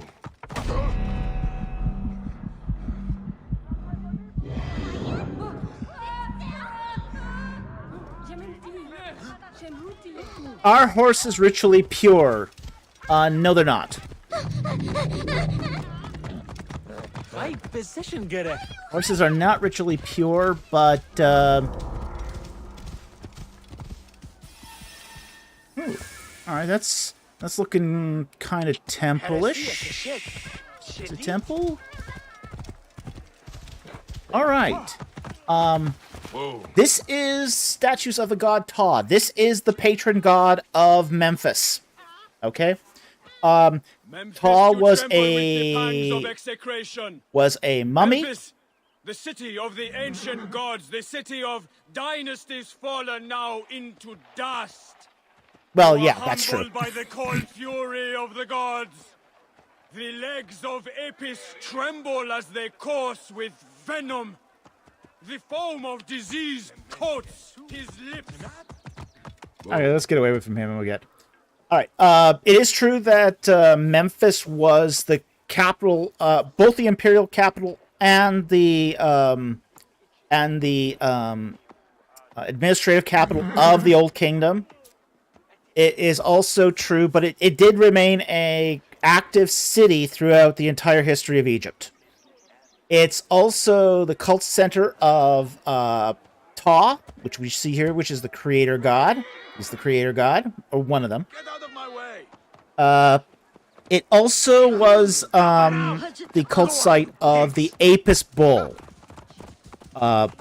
where we get later on in the Hellenistic period what was called Serapis. Okay, so it's also the cult site of Serapis. Now, this is a pylon. What we're seeing here is a temple pylon. Now, interestingly enough, this is not a bad recreation of a pylon. Okay? This is not an interior building. This is an exterior pylon. So this is where you would first see a temple, is through its pylon. Now, they have here 4 large colossi of the god in front of, yes, John Febeck, he asks, you said Ptah was a mummy like Osiris. Yes, he is. Yes, he is a mummified god as such. He is also, and they do have this right, where the scepter he's holding, which is the Waj Jed. It's 2 symbols on it. That's very typical of Ptah. He's also holding Unks, the symbol of life. He's a creator god. And interestingly enough, he is a very special creator god in that he creates not through a bodily function, but by the power of his will and the words he speaks. So, when we see, like, for example, the Shabaka stone, where it talks about the Memphite theology, this is the theology of Ptah. And Ptah thinks something into existence, and it happens. And he speaks, and it happens. There was a great rivalry in the Third Intermediate Period between the priests of Memphis and the priests of Heliopolis as to who had the better god. Was Ptah the better god, or was Re the better god? Well, the arguments of the priest of Memphis was that Ptah is the better god because he thinks and it comes into being. He speaks, and by the power of his will it comes into being, as opposed to Re, who has to gratify himself sexually to create anything. Okay? So, there is definitely differences in sort of the calibers of various gods here.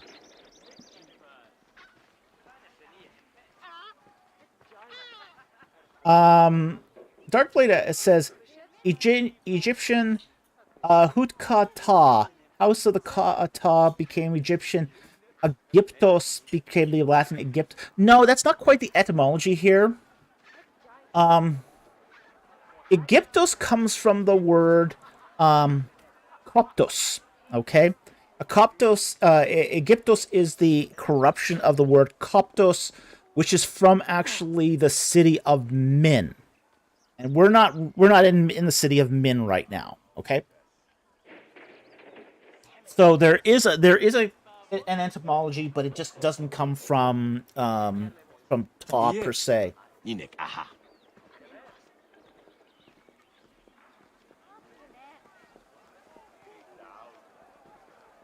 Okay.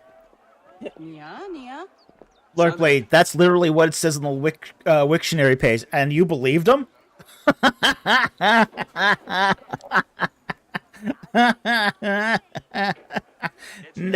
Never trust a wiki. Yeah.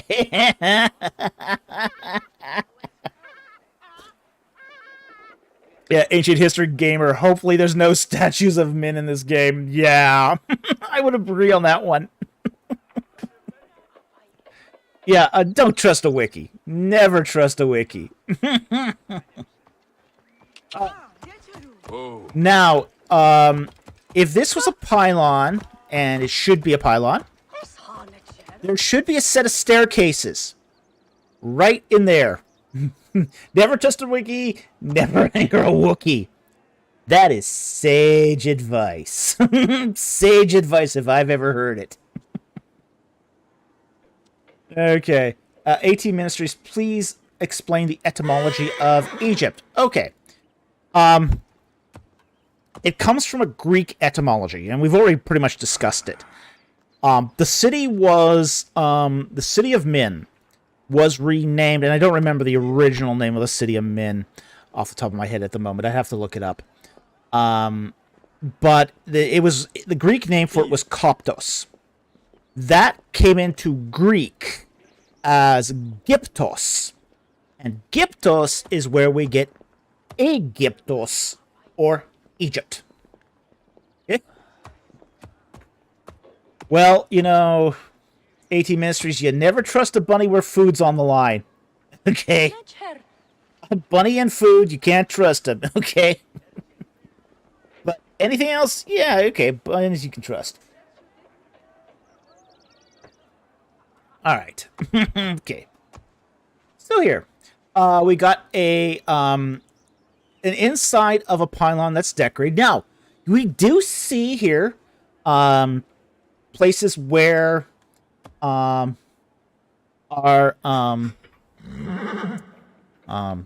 oh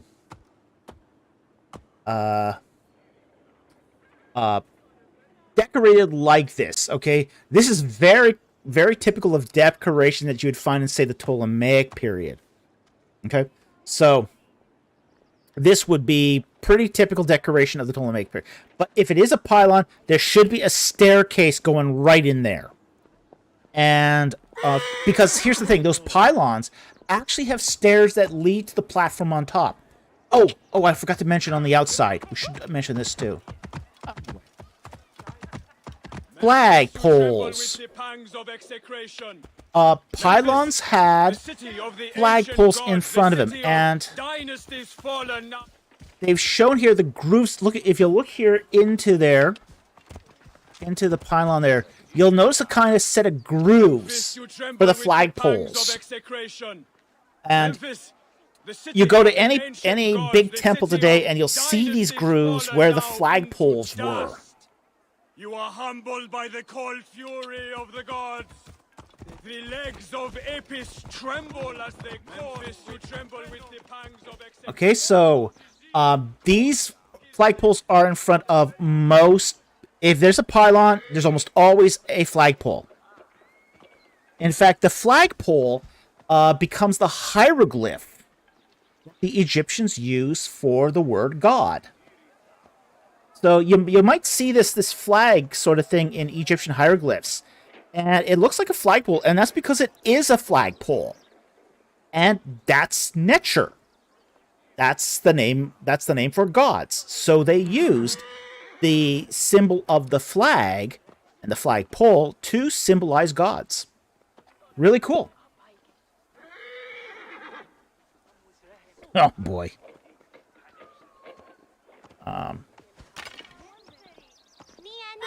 18 Ministers asks, and thank you for the super chat. Forgot to ask earlier, what would you say to those who say we shouldn't play video games? Some or all as Christians. Oh boy. Oh boy. Well, here's the thing. I think there's a balance here. One shouldn't play immoral video games, okay? And there's certainly enough of those to go around. But to say a blanket rule that Christians shouldn't play video games, that's just a rule of men. And that's legalism. So, on the one hand, you shouldn't play video games that are inherently immoral. On the other hand, to say you shouldn't play video games at all, that's inherently legalistic. So, so my feeling here is that, yeah, you shouldn't be legalistic about this, but at the same time, use good sense and do entertainment that glorifies God. Mechanique asks, so these flagpoles go all the way back to the Old Kingdom? Which wood did they use? Oh yeah, it goes all the way back to the Old Kingdom, as far as we can tell. We don't have a lot of temples from the Old Kingdom, but the flagpoles go back that far. And the reason is because the word Netcher goes back that far. So we do know that those flagpoles are ancient. Really, really old. In fact, they probably are even before the Old Kingdom. This use of flagpoles to symbolize divinity probably goes back to at least the early dynastic, if not Nagata III period.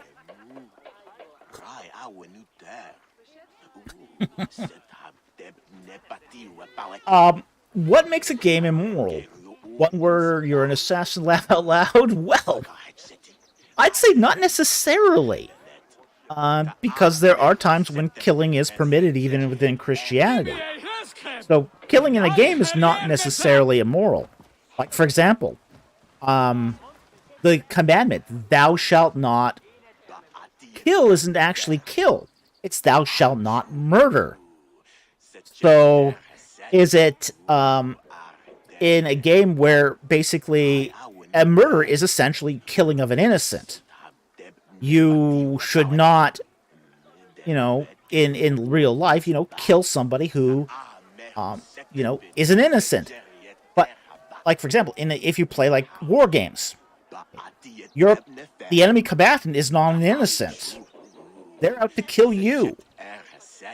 So, is it, say, permissible for a Christian to play a war game? The answer to that would be actually yes. If you're on the right side of the war, yeah, sure.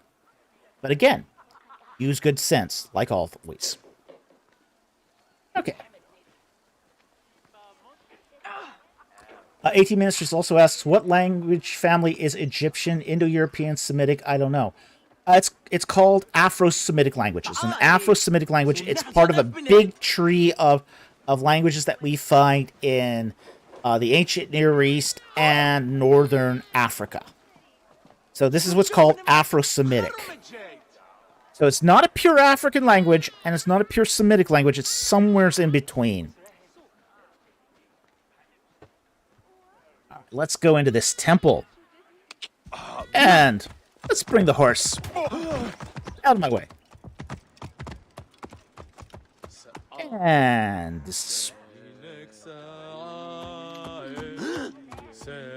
18 Ministers asks, would Swahili count as Afro-Semitic? I have no idea. I know nothing about Swahili.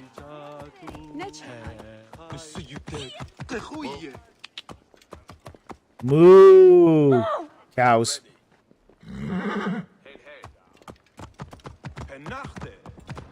Whoa. Moo! More cows. That's a big cow. And those hieroglyphs don't make sense.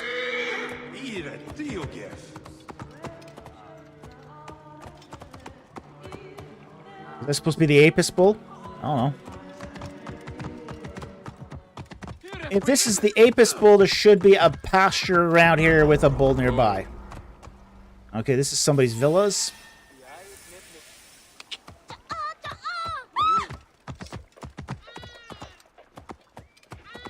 Hey!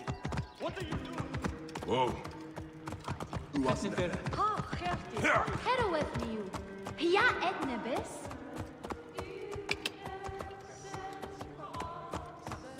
Yeah. It's not gonna let me through there.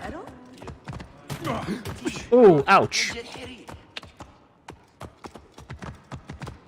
I'm just riding my horse through a temple. And nobody's stopping me. Whoa. Okay. These columns.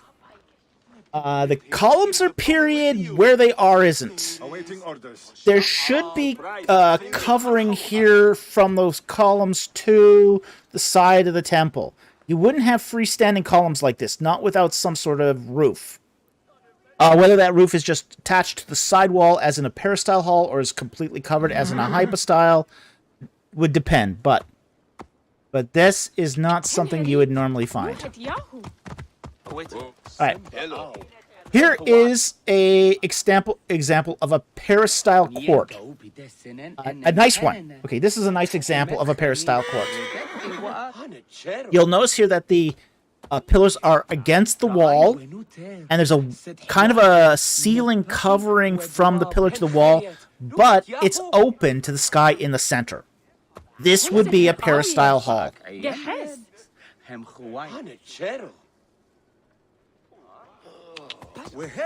Whoa.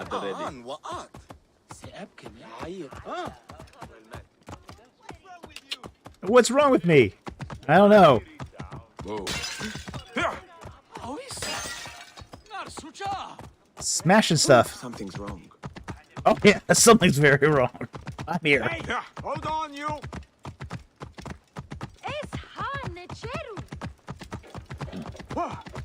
Whoa. Gate. You see little gates like this in Egypt too. This is not, like for example, you'll sometimes see this part as part of, say, a Temenos wall. You find one of these outside of the temple of, Khonsu at Karnak Temple. They can be short like this, they can be taller. it is, and you'll often see these. They'll be fully decorated. There's no way to the top, like say on a pylon. But you do see them often. They'll have the watch it disc on there, just like that. It's actually a really nice recreation of a little gate. You won't normally find them, you see, and they did connect it to a wall here. So that is correct. You will see this, and they will be connected to a wall. So they got that correct. That's actually kind of nice. I like that. A nice little touch there.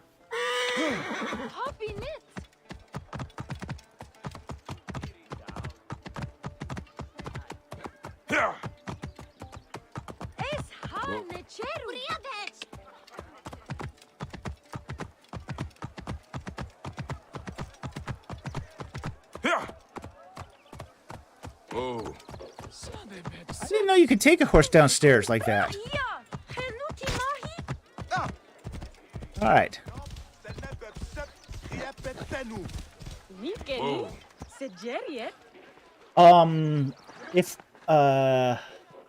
Okay, let's take that.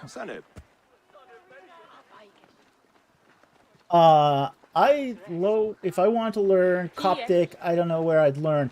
Okay, that's a great question. There's a right way to learn Coptic and a wrong way to learn Coptic. And unfortunately, in a lot of places, they teach you the wrong way. So, there are several good books on Coptic if you want to start learning in the language. Let me just do a quick look in my library here, because it's been a long time since I've looked at Coptic here.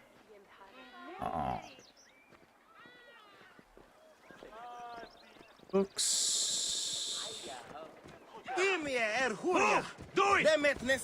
Move out of the road! Out of my way! Now, you dogs! Okay. Move now! Here. What do you think you're doing?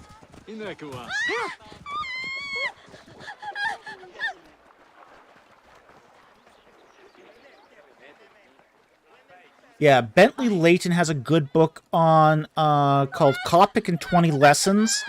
That's a decent book on Coptic. You can use that. There was another one, I can't remember the name of it here. The dictionary you're going to want to use for Coptic is Crum, W.E. Crum. It's an old dictionary. It's out of print. It's public domain, and nothing has surpassed it. So you want to use Crum for a dictionary. Lambden is probably the better book, though. Yeah. Thomas Lambden, he did a book called Introduction to Sahidic Coptic. That's the gold standard. So you could use Layton, but Lambden is the gold standard for learning Coptic. Okay? Out of the way! Watch out! So, you can take it at, say, there are classes on learning Coptic. Some of them are good, some of them aren't. It depends on who's teaching it. If you've got a guy who knows Egyptian and is teaching it, Coptic can be very productive and easy to learn. The problem is, too often it's caught by guys who don't know Egyptian. You know, you get these people out there who took Greek and think because they know Greek, they know Coptic. It doesn't work that way. Coptic's a completely different language, and it's structured differently, and it's not just Greek with a few extra symbols. So, I'd say be careful about teachers who teach Coptic. Make sure they know Egyptian, like the older forms of Egyptian, like late and middle Egyptian. It's more important that a teacher of Coptic know Egyptian than know Greek. But you get a lot of classicists who think they know Coptic. And it's just bad. Really, really bad. But for teaching yourself, the gold standard again is Lambden for a textbook. Oopsie. Sorry about that.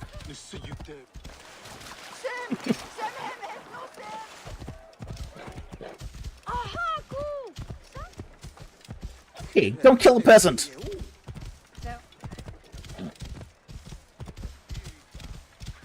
Oh ho! Medjay!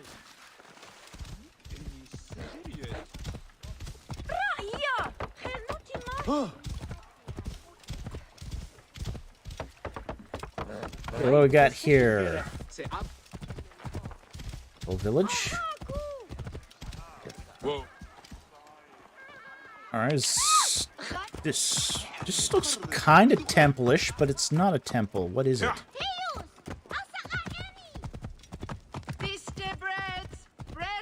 Looks like a market of some kind.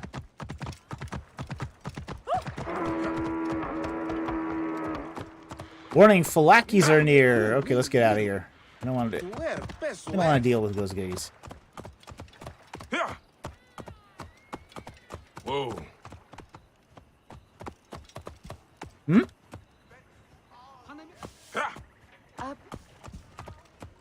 Oh, really? Okay. Just a second here. This is from Sentinel Apologetics. Blessings. Petro has gone to the land of the dead. I pray that this brings closure to everyone affected. And although he was given a chance after chance, I still pray God's mercy upon him. Well, we all do, yeah. Yeah, we all, but that guy really victimized his followers, so, you do hope that God's mercy was extended to him, but this is a guy that really was, he was a cult leader. He was essentially a cult leader.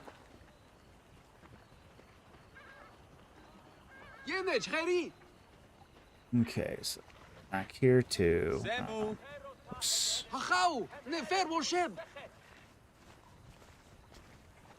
Yeah, I agree. May the Lord have mercy on Petro and give him his unmerited grace. Yeah. Well, we do wish that, but...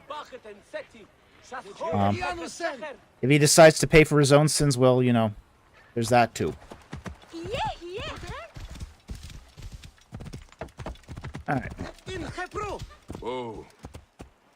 We pray for his followers, yeah. Yeah, definitely pray for his followers that they don't become victim to somebody else. Absolutely. Alright, so we need...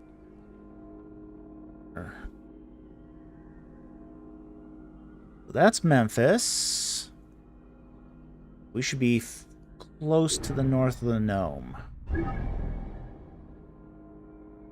HE Ministries, who is Petro? He did a little cult. He was the leader of a cult, a Gnostic cult called the Valley of Healing. It had been investigated by federal authorities. There was a lot of shadiness involved with it. But it was essentially a Gnostic cult. You can go on Rob's channel to learn a lot more about it. Okay. What? Why? You should dress as a pharaoh when playing that.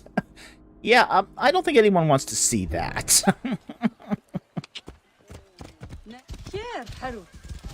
Whoa. See, can we... 137 meters. What's in 137 meters here?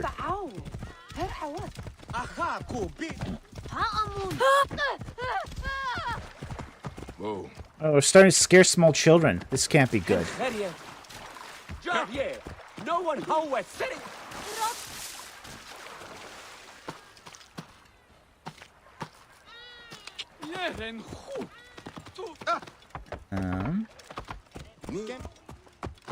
Whoa. 22 meters to what?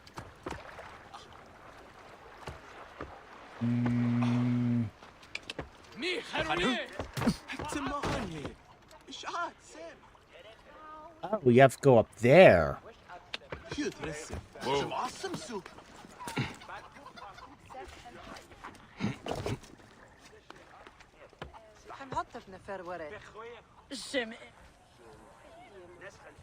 Alright, we'll...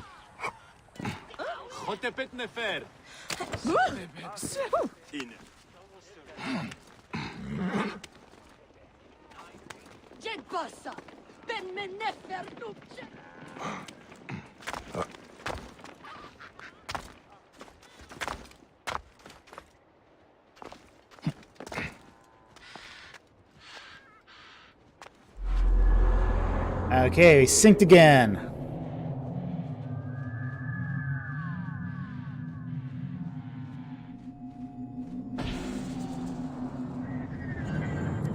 And another leap of faith. Whee! Ooh, yeah, that's not a good place to land.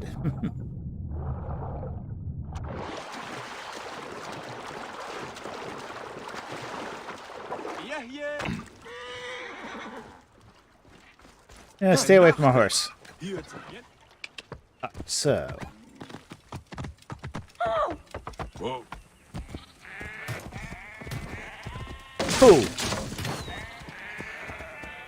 Sheep. Yes, they did raise sheep.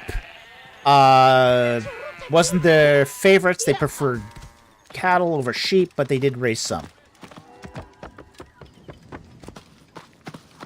Let's take a look at here. No. They definitely didn't use the wool. Too hot. Yeah, wool is too hot for Egypt. So, AT Ministries, is Mummy Tummy likely in the Sinai? Not so much because they're using well water in the Sinai. Okay. However, I still wouldn't do it. The reason I still wouldn't do it is the Egyptians are not exactly great at washing their hands. Okay? So, honestly, it's still advisable to act like you would get Mummy Tummy even if you're not on the Nile. Okay? So yeah, definitely I'd still treat the Sinai like I would the rest of Egypt here. Also do get your tetanus shot and your hepatitis series. Okay? Because you don't want either one of those diseases. Yes, we are trying to head towards the Temple of Yahweh. But we gotta get through Memphis here first. Whoa. Oops.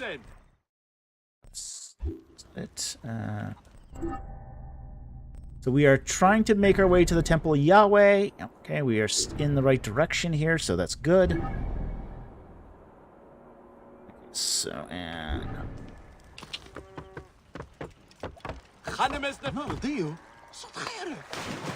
Oopsie.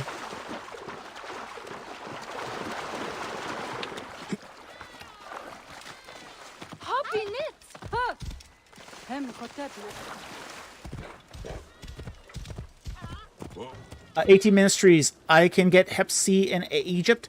No, you can't get Hep C in Egypt, but you can get Hep A and B. Okay? So you do want to get your hepatitis shots. And it'll protect you from that. Now, the good thing is, if you get your hepatitis shots, you never have to take them again. I think it's a series of 3 vaccinations. The first 2 will actually protect you. The third one's just a booster. Once you get that booster, you're protected for life. You never have to take your Hep C again. And that will definitely protect you. But you want your tetanus and you want your Hep C. Or it's not your Hep C, your hepatitis.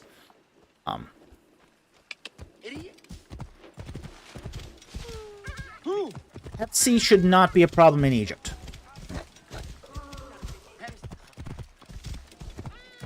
But the other hepatitises are. Clear the way.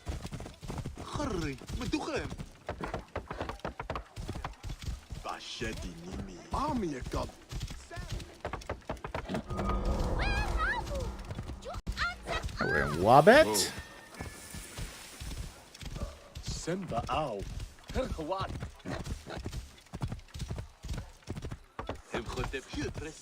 All right, I think we finally made it out of Memphis. That's actually a pretty big city, I think, and it should be. It's a big city, so I'm glad they kind of portrayed Memphis on the large side here. If I was had more time with the game here, I'd go back and I'd explore that again because that looks like it'd be a cool city to explore.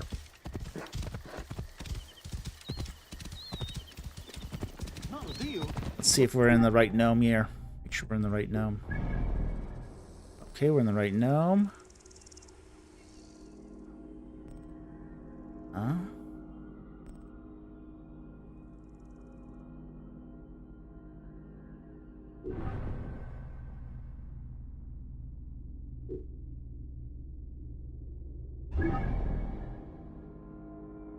It's hard to see. So should I, if I'm correct, if I can see, I can't really see the river, how the river splits, but you want to get past that fork in the river.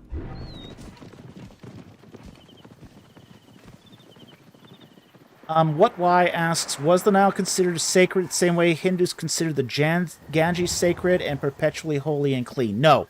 Oh, no. The Nile was never considered sacred in that way. It was considered to be a god and a deity, but it was not considered to be sacred. Egypt had only one major river, like unlike say for example the Ganges, where say in India you've got multiple rivers, and one out of the multiple is sacred. Egypt only had one major arterial river.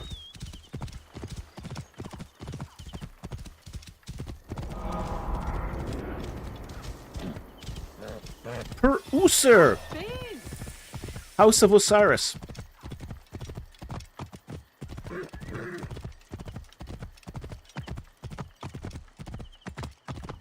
Whoa. Aren't deities by definition sacred or holy? Your book says that. They are, but within their precinct. Okay? So it's one of those things where even though the river is the embodiment of the god Hapi, it's not sacred per se because it's just part of their environment. So they would be, like, for example, in temple cult worship, it would be inherently holy for, say, a sacred sort of space to hold a god. Okay? But that's considered to be the true presence of the god. Whereas there'd be also, say, a natural presence of the god, which is not holy in the same way. Okay? Like, for example, the Egyptians believed that the earth, the ground, was the god Geb. So we're, right now, riding horseback on the god Geb.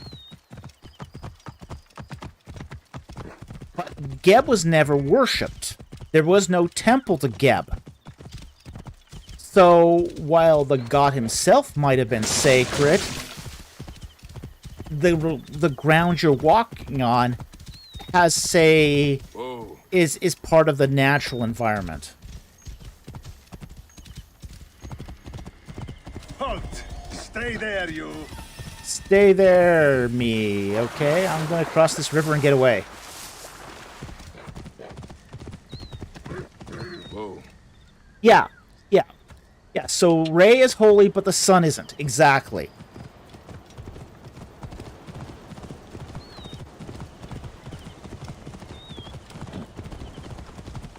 Watch out, coming through! You should not have come here! Ouch. Ouch. Ow! Alright, they just killed me.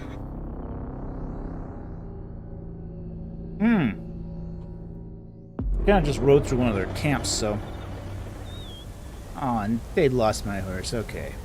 Let's call that camel back then.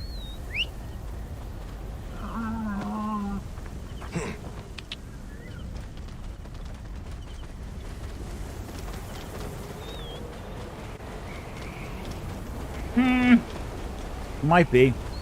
I'm just riding to get to where I want to get. Must keep my bearings. Oh, that's true. It's not actually a huge pain to die in this game and come back, so... Probably 20-ish, yeah.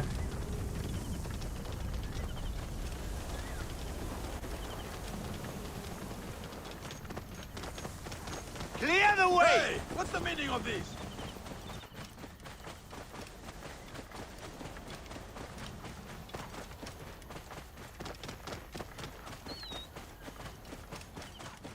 Whoa.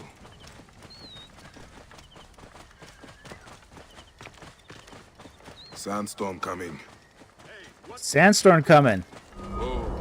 Hang on. Stop! You!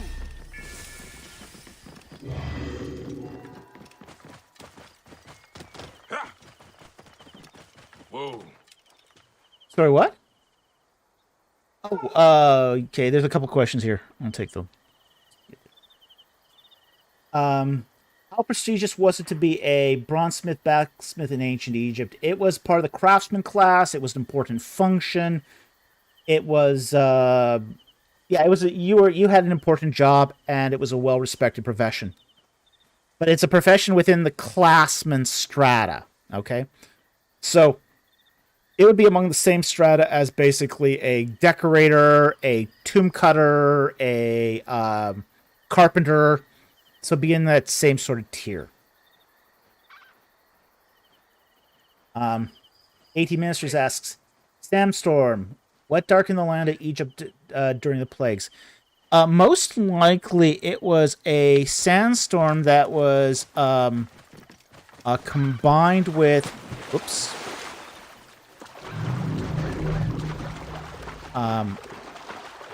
Fire and ash. Okay, force...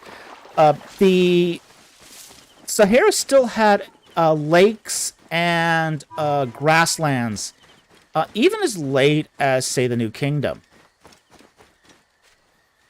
So, when those caught on fire, it would not... What would happen is a sandstorm might come through, pick up the ash, and carry it into the land.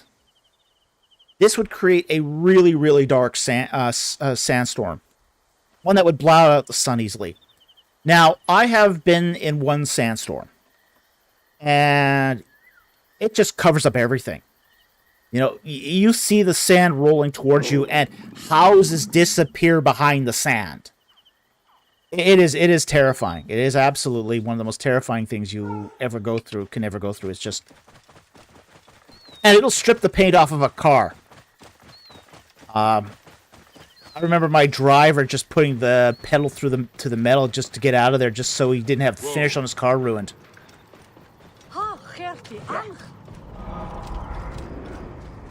Okay, Heliopolis. There should be a temple of Yahweh here. We've made it to Heliopolis. Woohoo! AT Ministries. I want to be in a sandstorm when we go. Just so we have bad bragging rights, eh? Oh yeah, I went on this tour with Falk. It was so dangerous and exciting. We saw cobras and scorpions and wild wolves and went through a sandstorm. Oh, and we got Mummy Tummy too. Oh yeah, that'll sell future tours.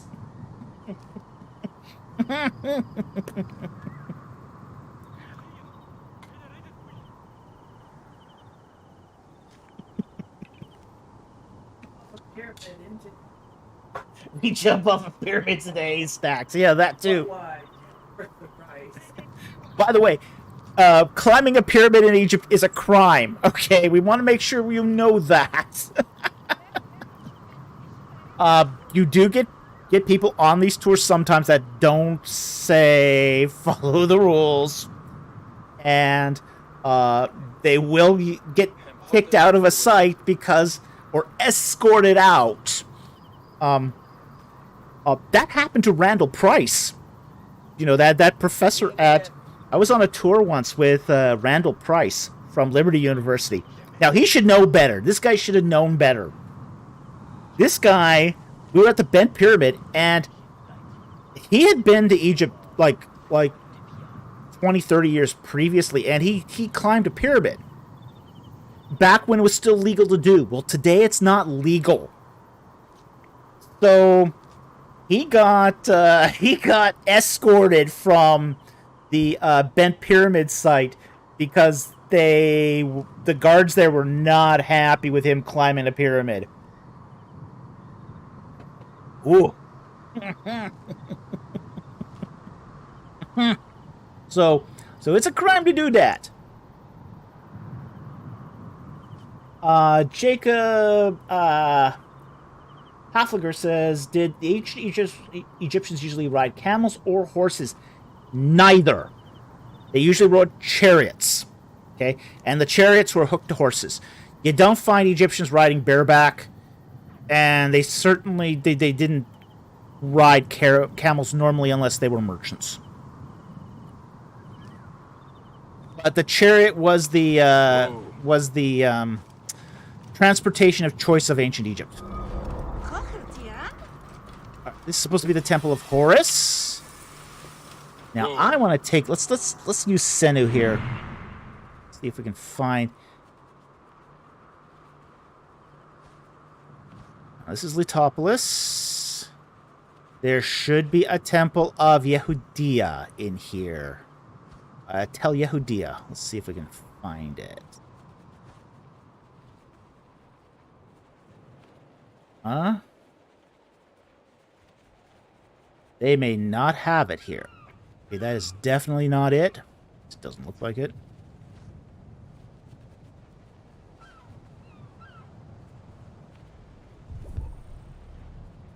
That ain't it. That's supposed to be the Temple of Horus.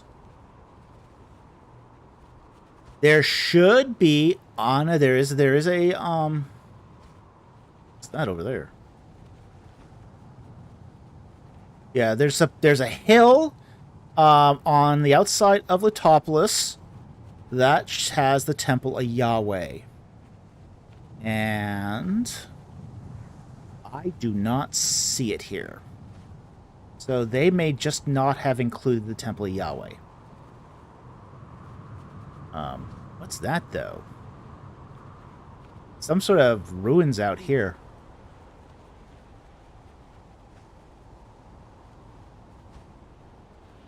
That looks like Sekhmet. Yeah, that's Sekhmet. So I'm not sure what that's doing out here. Unless this is supposed to be Bubastis and...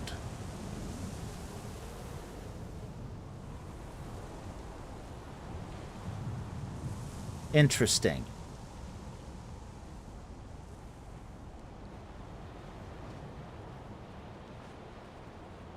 But yeah, there should have been a Temple of Yahweh here at Heliopolis, but I do not think they included it. At least it does not look like they included it. Yeah, they chickened out. Yeah, probably.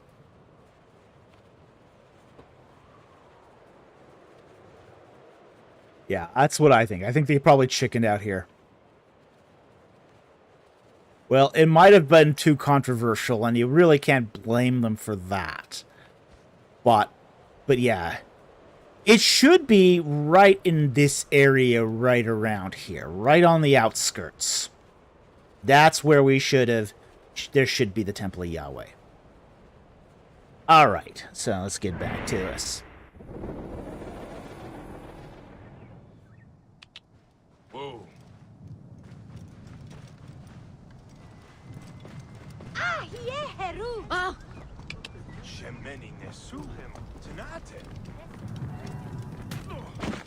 Out of my way.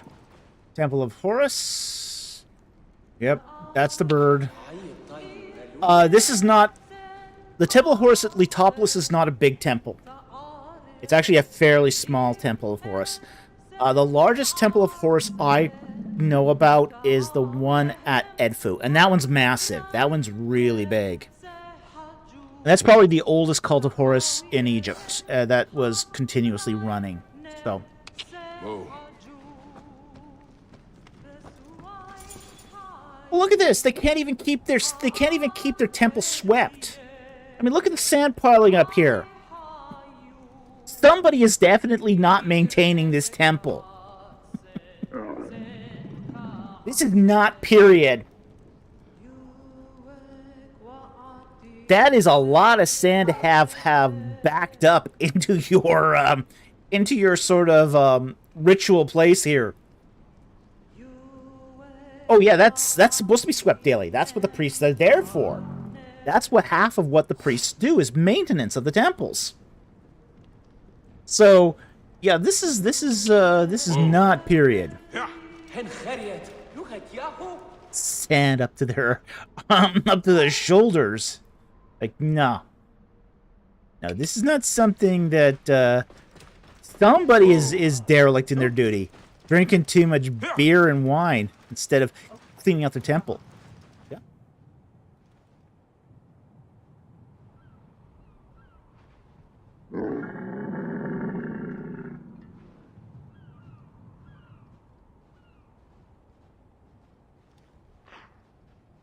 Yeah, sure, I'll take that question. Okay.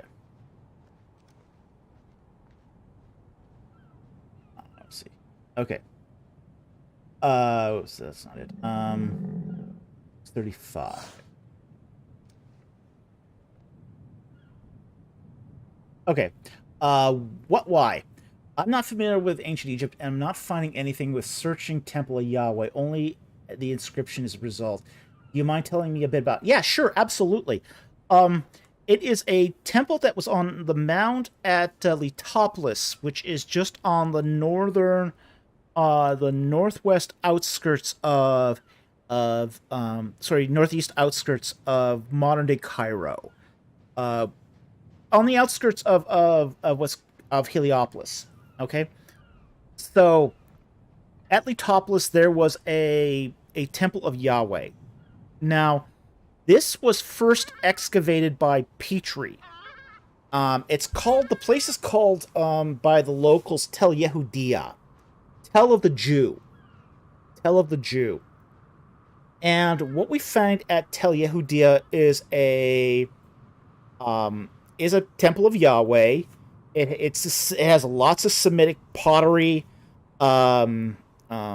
It's what we sometimes encounter at Egyptian sites, something called Tel Yehudia ware, which is essentially these juglets with Semitic dot patterns all over them.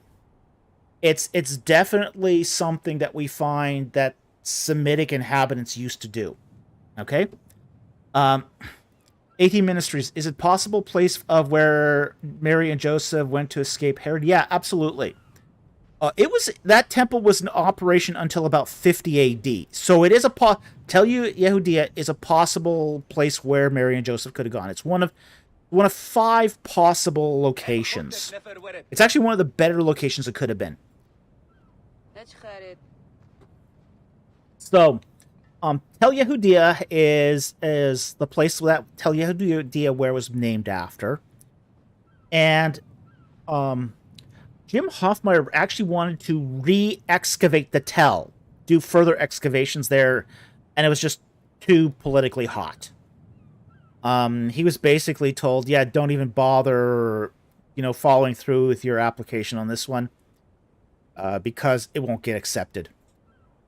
So he had to withdraw his application to get a license to excavate at Tel Yehudia because of that temple of Yahweh there.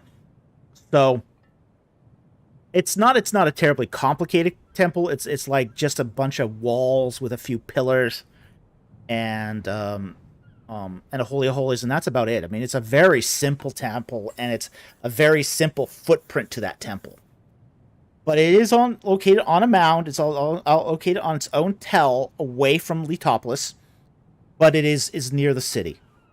So I hope that gives you some background. It's a temple that ran from the Second Intermediate Period, right up into, say, when it was, say, refurbished into a temple of Yahweh in the after the assassination of Gedaliah.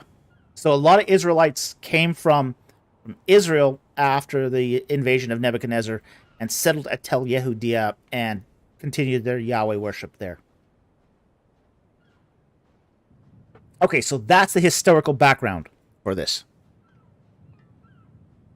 You're not going to find it a lot. You're not going to find a lot of stuff online on this. So, what you're really going to need to do if you want to read more on this is you're going to really need to find, I think, Petrie's book on this is what you're going to need to do. And it's not an easy book to find. There might be scanned copies of it out there. It's just, then the book is just simply called Tel Yehudia. Yeah. So that's the best you're going to be able to do on this one, unfortunately. There's not a lot of information. Petrie did not spend a lot of time excavating the site. His excavation of it was a bit hurried and sloppy, so there's not much on it. This is why Hoffmeyer wanted to excavate it again and never got the opportunity. Yeah, it is too bad. All right. Get back here to the topless. So, kind of struck you out here on the Temple of Yahweh.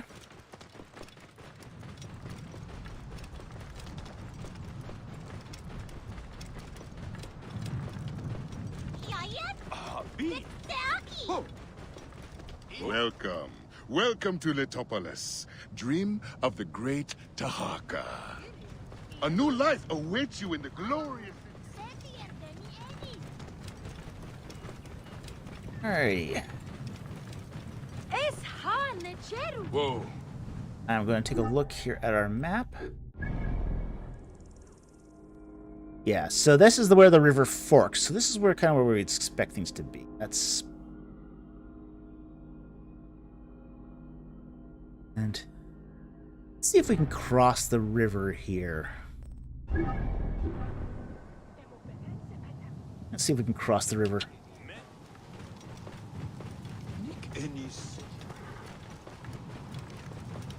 Whoa. Cows!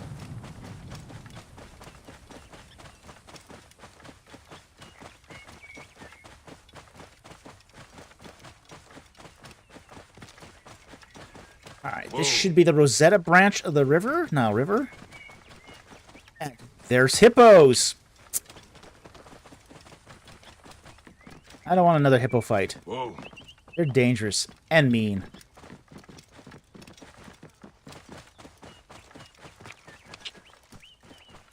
Whoa. Alright, let's dismount here and let's steal that boat.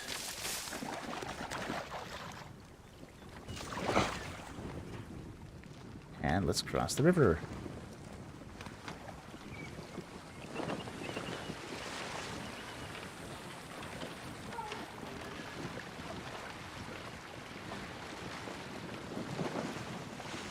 Made 3 ministers. If I managed to raise 2 million, would you excavate at Tel Yehudia? The problem would be getting a license. It's politically just... It's politically toxic to get a license there. I'd love to excavate that one. Yeah, that one would be just... I'd love to excavate there. But...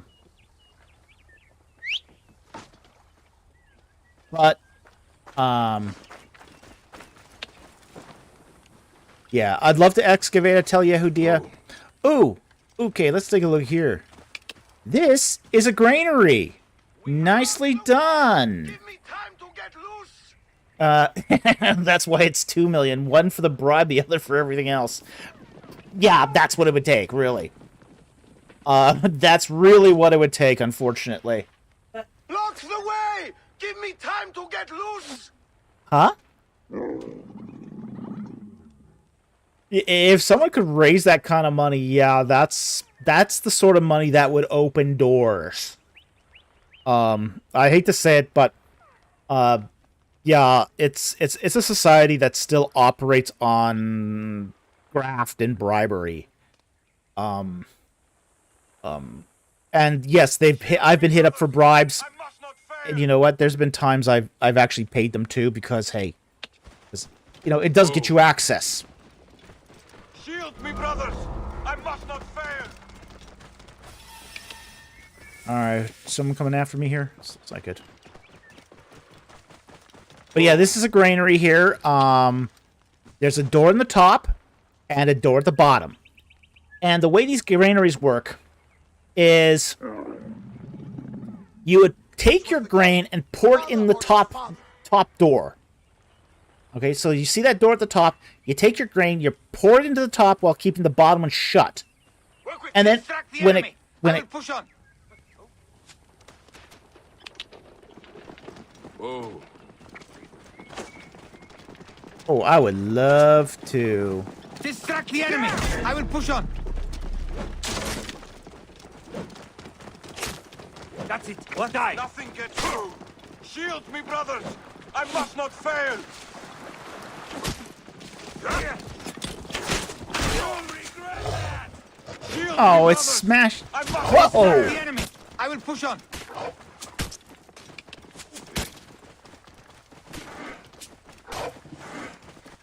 Crocodile. Whoa. Let's see if I... Anyway, I can hijack a chariot. Distract the enemy! I will push on! I want to hijack a chariot.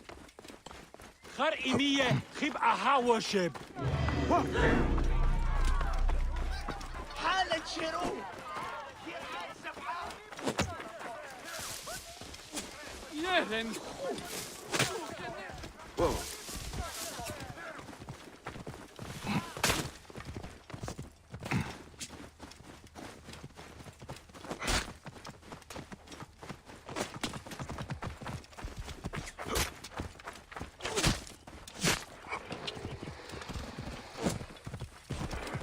Oh well, he took off.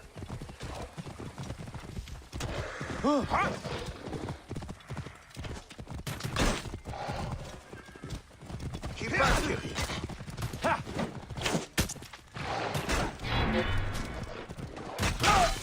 Shield me, Keep the brothers. Gideon safe. I must not fail.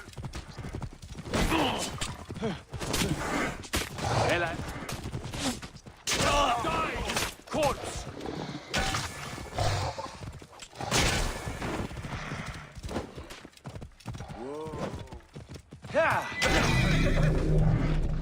Now, you leave that swamp puppy alone, okay?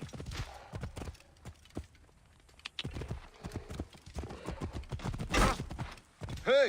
I must get clear. Stop any pursuit. I will do my duty. Maintain protected We must not fail. Cover my back.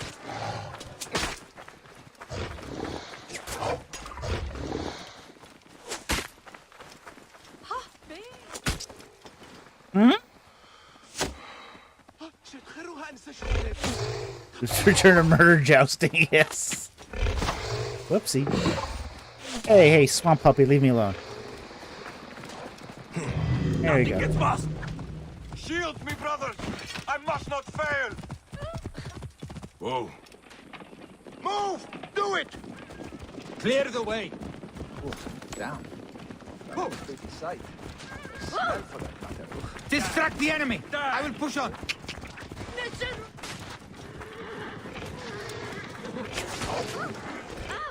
Look on the bright side. You can Ah, I got a chariot! Fun!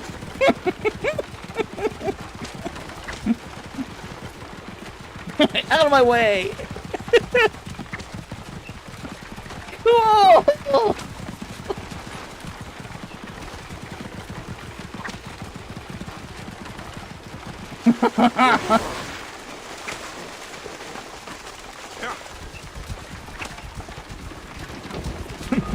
Grand Theft Chariot! Oh! Ouch! Alright, back up a bit. Yeah. Okay, well, there we go. Alright. Whoopsie!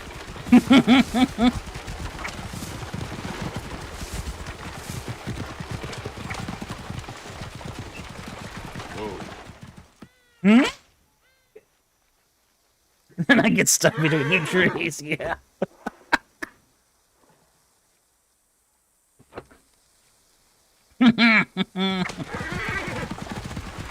Alright, I'm just gonna take a look at my map here. Where am I?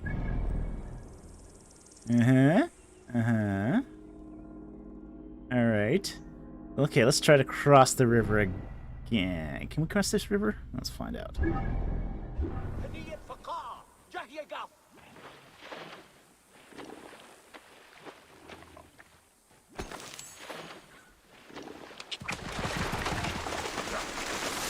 Whoa.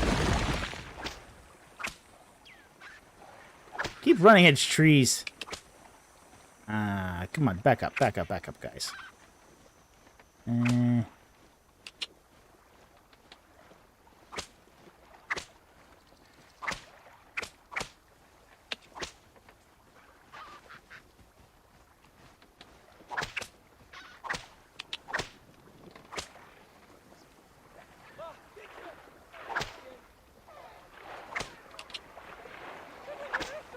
Oh yeah, the super chat. I'm sorry, I got tied up with the horses. That was fun.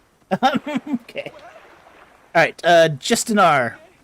How did Christianity change the culture of Egypt? Book recommendations on this topic are also appreciated.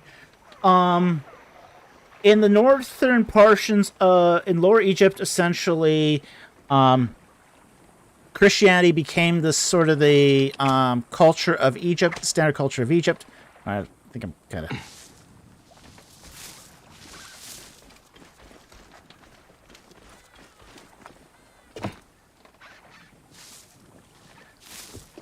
in the south, it remained pagan, basically until Islam took over. Okay, so after say, Egypt became, in many respects, the center of, say, Christian culture in the Mediterranean.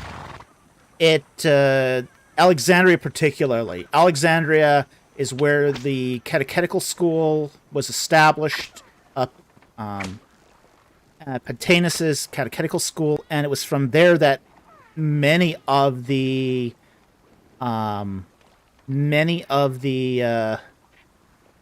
bishops of the Christian world were trained. Okay, we see another super chat here from Justin R. On the last stream, you mentioned that Egypt suffered greatly under Islam via forced production of cotton. Yeah, cotton. Any book on that period? I'm not an expert on that period, so I don't have any book recommendations on that. I know there are some books on early Islamic Egypt. I just don't happen to know what they are.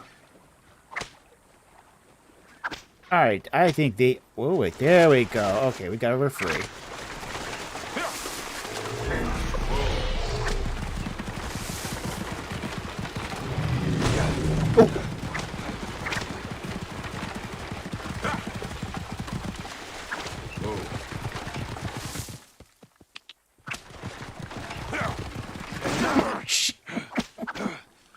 Okay, sluice gate.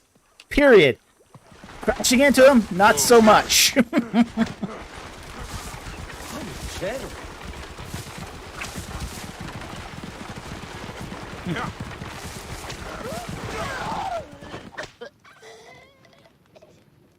Uh-oh. Hey, Oopsie. Oopsie.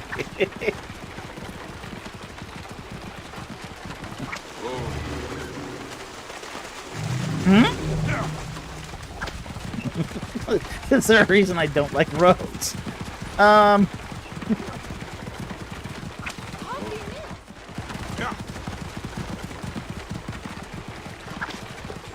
get out of my way!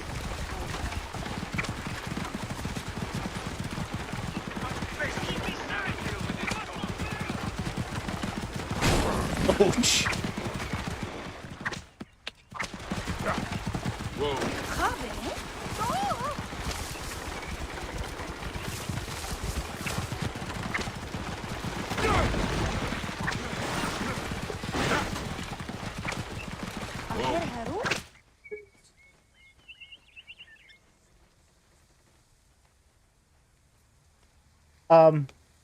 Destinar says, thanks for answering both questions. If I could follow up with the first one, I was curious about changes to cultural or social norms after the introduction of Christianity. Well, the paganism and Christianity, in many respects, coexisted side by side, and really did so with an uneasy tension. You did still have a lot of paganism, even in, say, Christian majority areas like in Alexandria. But it's also one of those things where there were changes, like in mortuary customs. You did find that Christian burials tended to be less expensive, and there was less placed upon, say, funerary aspects than, say, amongst, say, pagan burials. But, all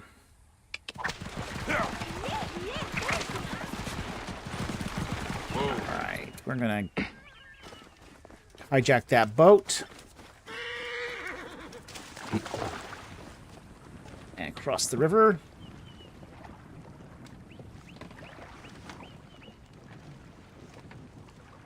So,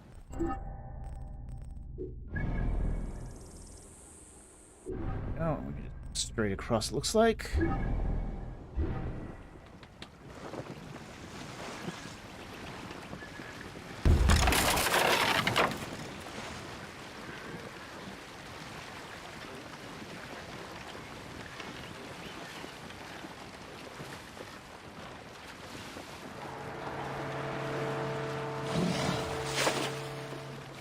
Go!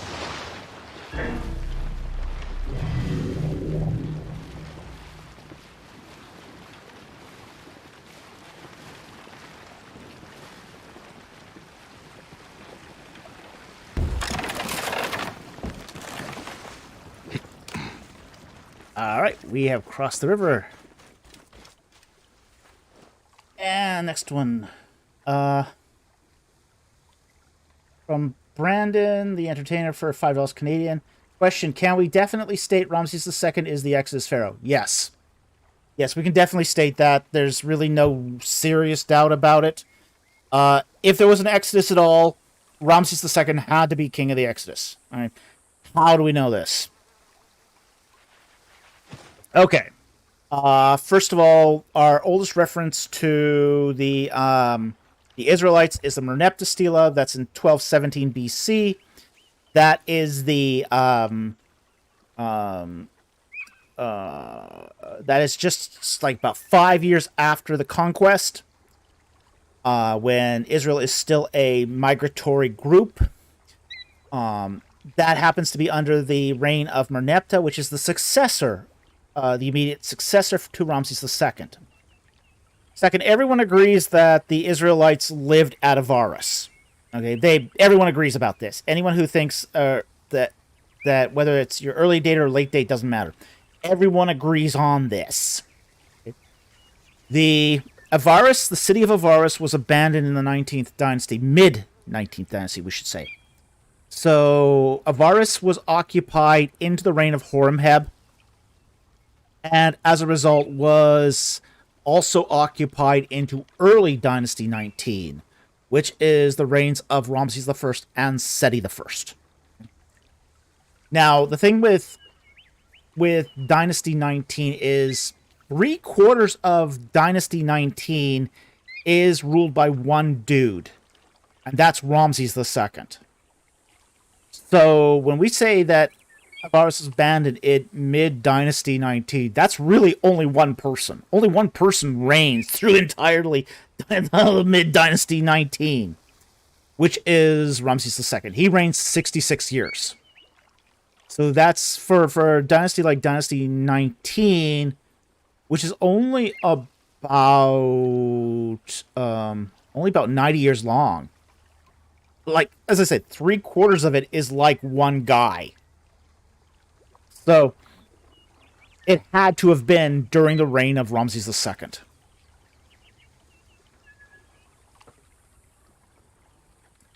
Darkblade says, so this is the only possibility, this is the only possibility level of certainty. Yes.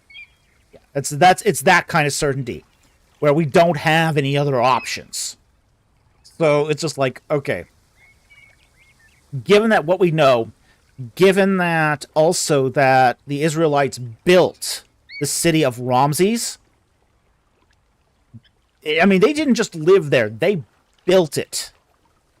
So if they built it, you know, you can't rename. It's not a renaming situation where a later editor comes along and renames it, because Ramses is the name of Per Usuma Re Setep and Re. So the city of Ramses, we know from Egyptian texts, was named after Ramses II. So it's not only the fact that at the end of this sort of Exodus conquest narrative, we have, say, on the one end, the Merneptah Stela. We have, on the other hand, the Israelites building the city of Ramses, which was founded as the capital by Ramses II.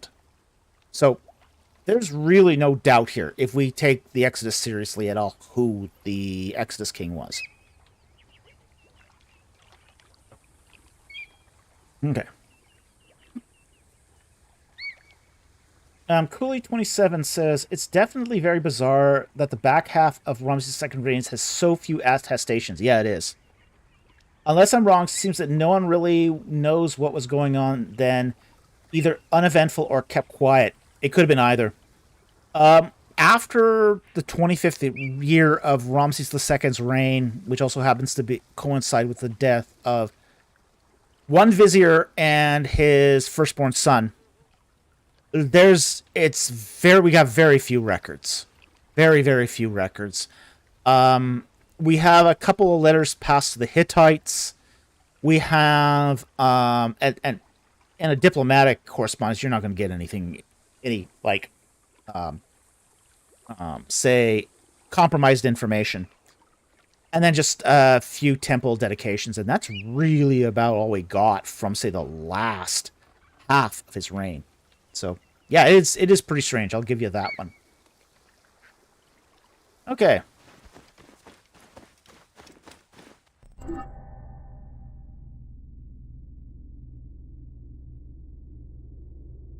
And AT asks, what's a swamp puppy? Swamp puppy is a name for an alligator or crocodile. Swamp puppy. Alright, so let's see. What's on this half of the river here? Map. What do we got around here? Don't know, but there's a fortress somewhere.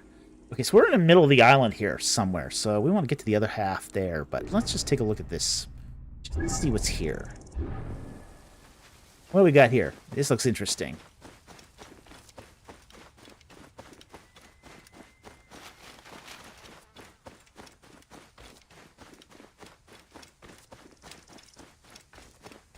Yeah, great gators or crocs are swamp puppies.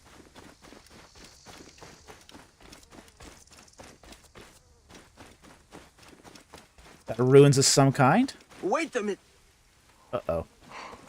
Yep.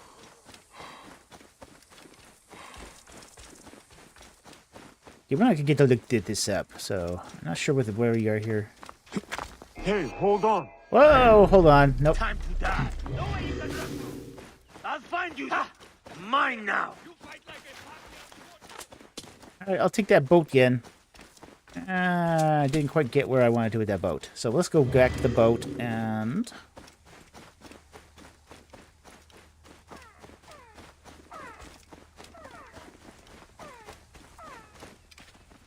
Oh, that sounds like baby crocodiles. That chirp, chirp, chirp. Sounds like baby crocodiles.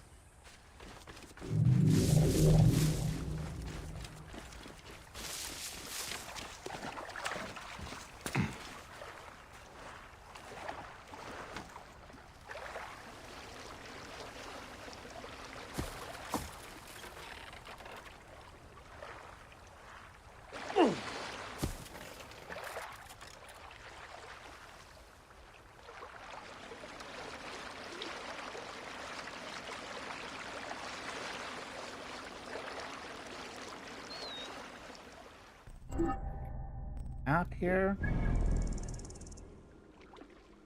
want to go around this.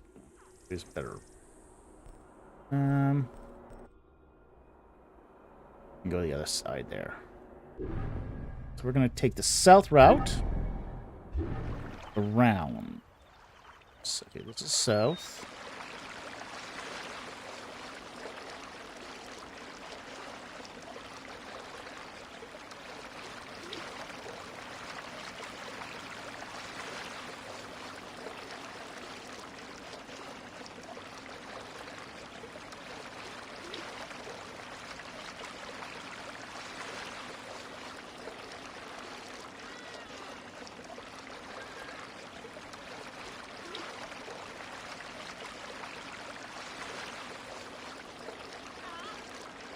Jacob Halfigger asks, is there any theories of who the pharaoh that Joseph translated the dream of? It could have been one of the Hyksos kings. In fact, it was probably a Hyksos king. But there were several Hyksos kings that he could have been done the translation for. So these were kings that resided at the city of Horus. This is where Joseph settled. This is the land of Goshen. The land of Goshen is the land between the cities of Horus and Paramses.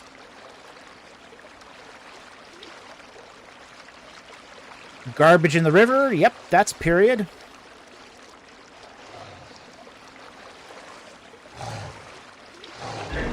Being followed by crocodiles in a boat. Not period.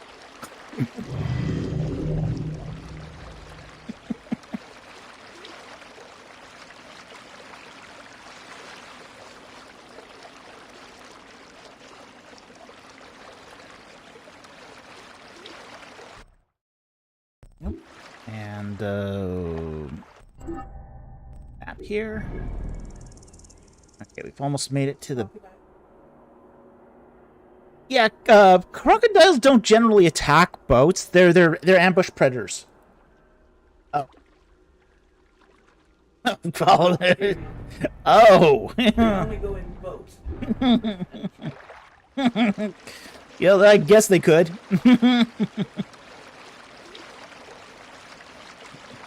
Big Destiny. To be fair, is there ever a period without garbage in the water? Nope.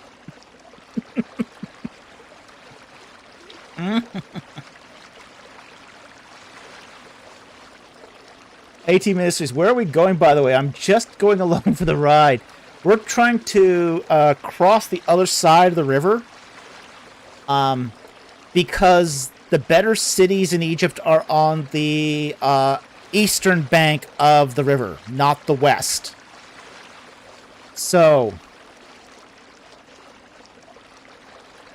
the way Egypt is divided is that the graveyards are on the west, the cities are on the east. And if they're true to form here, they should be putting the best, biggest cities on the east.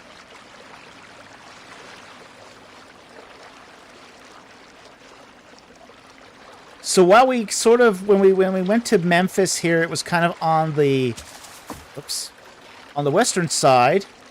The bigger, better cities should be on the east.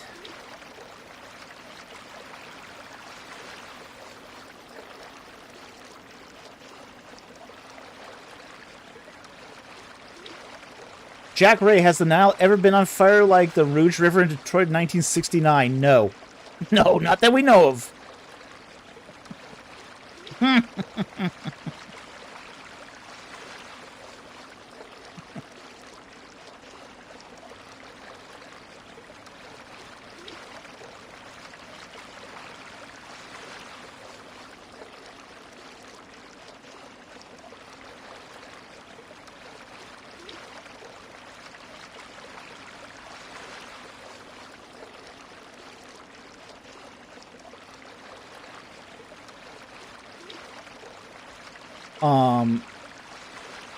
Boats in big ships in the Nile, period.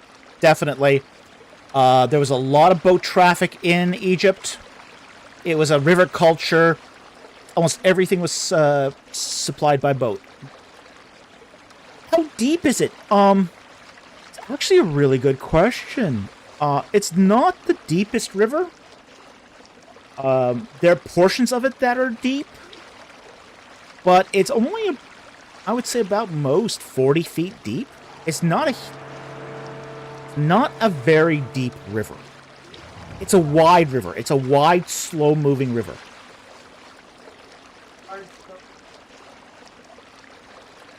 Yeah, shallow, flat, large boats. There are a few deep water ports, but there's not many of them. Avaris had a deep water port, and it could accommodate ships off the Mediterranean.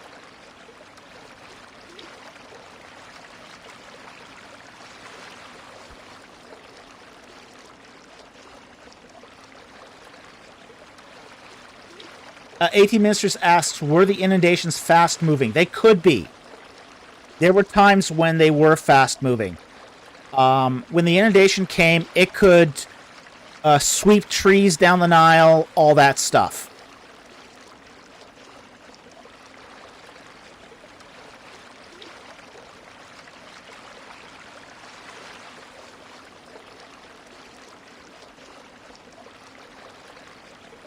Okay, I don't see a lot of cities on the east bank there.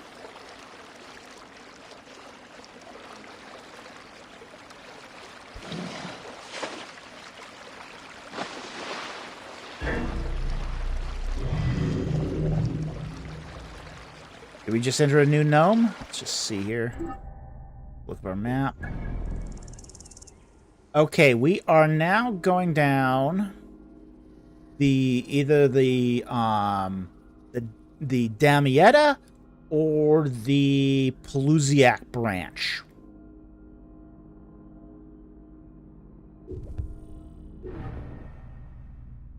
So, oh, interesting. I'm just looking at the main map here.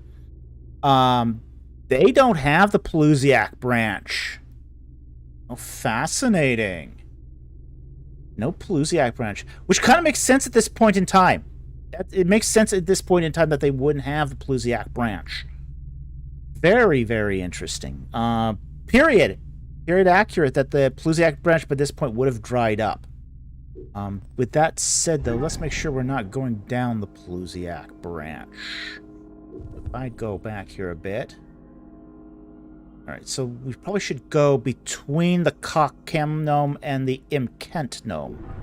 We'll probably do a backup here. So, turn around.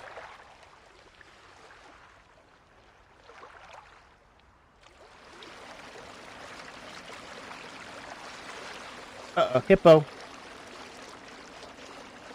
Hungry, hungry hippo.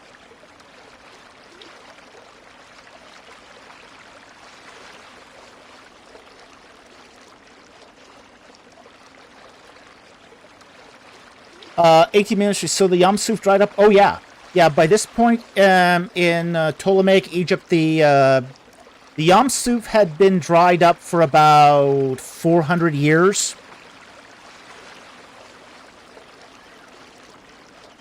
Yeah, so this point that the Yam Suf should not exist anymore.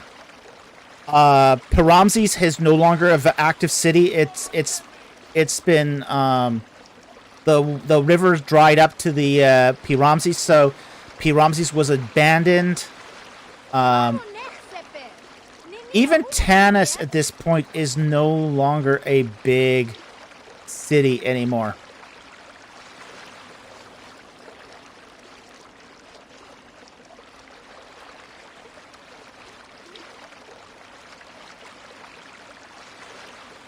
Tanis has its sort of its last gasp during the Third Intermediate Period, when it too suffers from the drying up of the Pelusiac.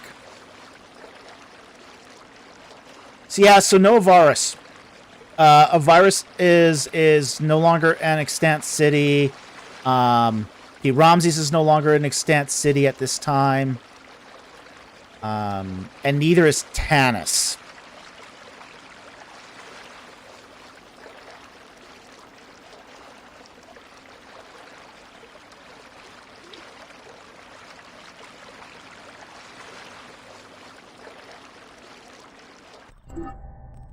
Make sure we didn't shoot past it. We did not shoot past it. Okay, good.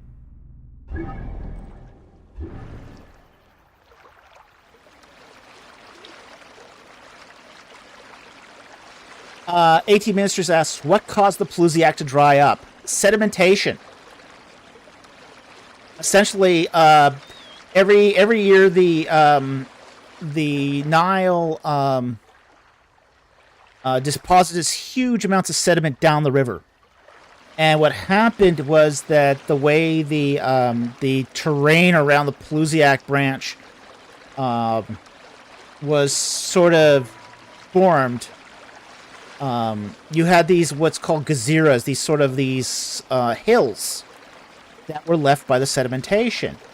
Well, when the river ceases to be sort of flat and level, and it's more hilly like that, the sediment has nowhere to go, so it just collects in the river. So that ended up leading to the river drying up. So by this point in time, you have now 2 branches instead of 3 branches of the Nile.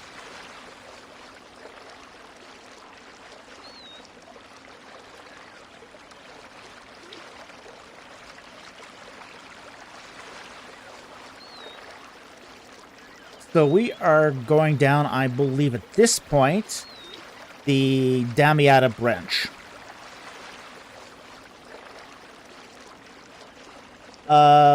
80 Ministries. Let's see.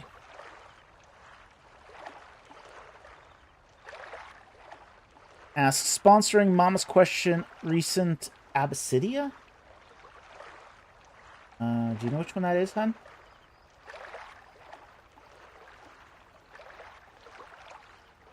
Oh, I see it. Okay, I found it. To quote a favorite movie of mine, is it true that the source of the Nile is in Abyssinia? And when would have been called Abyssinia as supposed to be what's is called in modern times? Abyssinia was, if I remember right, it's an Arabic state of the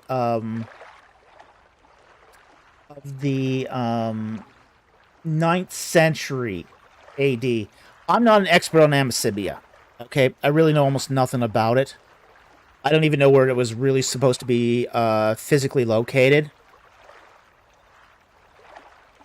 Egyptologists would call this post-interesting.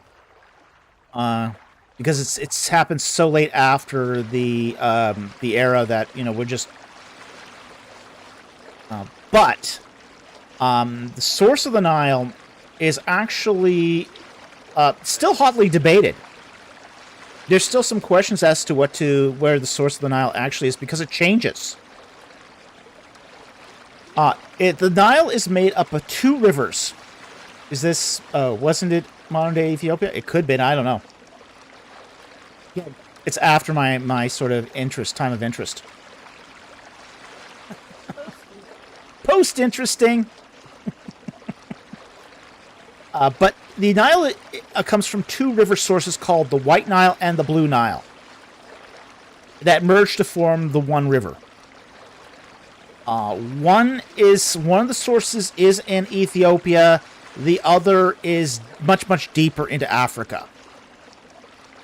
So there's always going to be this question of where the source of the Nile is. Where did it begin? And as I said, it does change a bit with seasonal rains. So, you know, you can get seasonal rains and the river will extend another 100 miles. So...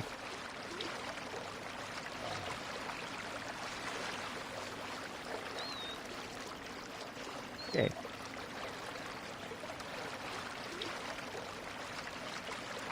Ooh, is that a pylon? Let's see a pylon. Alright.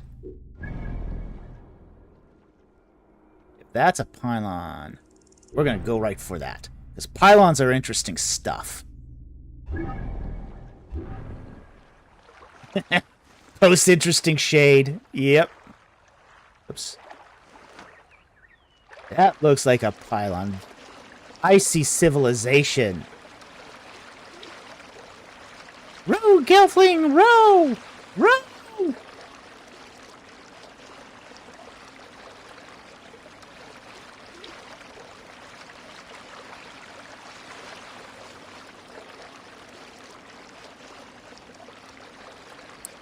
There is actually a great series of books done on, say, naval... whoops. Let's get out of his way.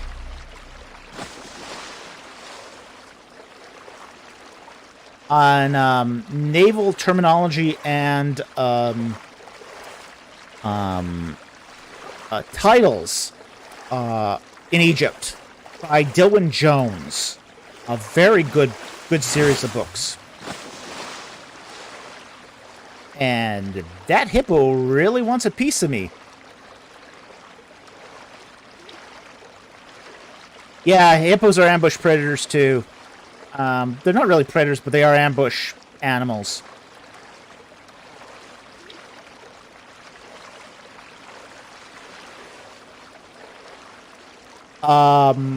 Lotus flowers are, period. They are found in Egypt. They were collected for the flowers, which was then used, the juice was squeezed out of those flowers, and the juice was used as a narcotic. So, yes. Lotuses are a thing in Egypt, especially back then. Oh yeah, they get you. Heliopolis, awesome. Okay, Heliopolis is a cool city. It's an old city. Very old city. So, we're going to Heliopolis. Absolutely. This should be good. Stay out of the hippo's way.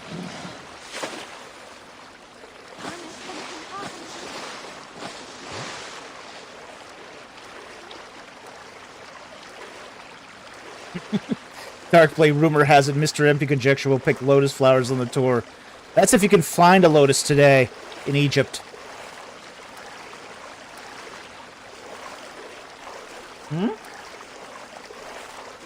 Yeah, these days they are probably cultivated in basements.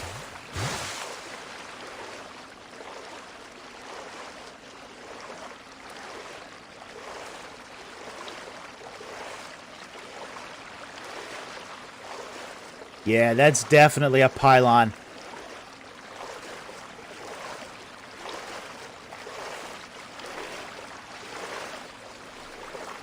This is the closest thing we've had so far to geographic accuracy.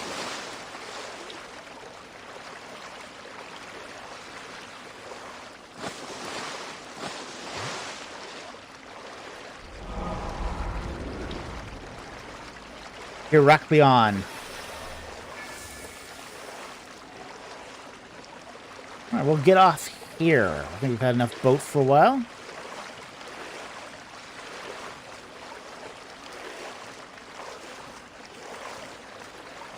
We'll go right up to the temple there. Because temples are always interesting.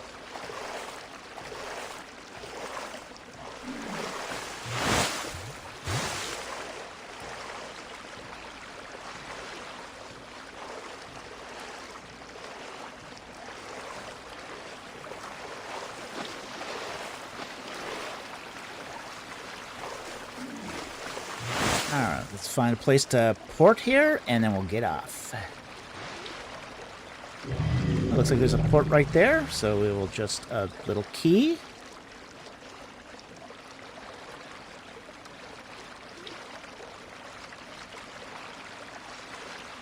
And I'll park the boat right here. Isn't that lovely? Inside a couple of statues of Amun.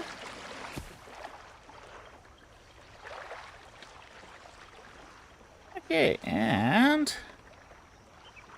pop off. There we go. All right, we're off. On dry land. Okay, it looks like we are at a gate here of Amun. Looks very Amunish.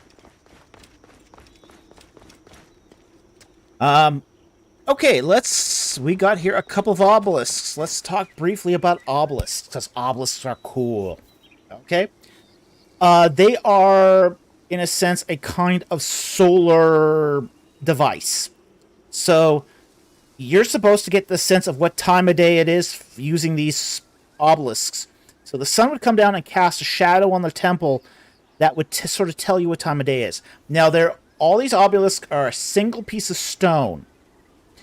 The largest of these is the unfinished obelisk at Aswan. That cracked and broke, so they didn't finish it.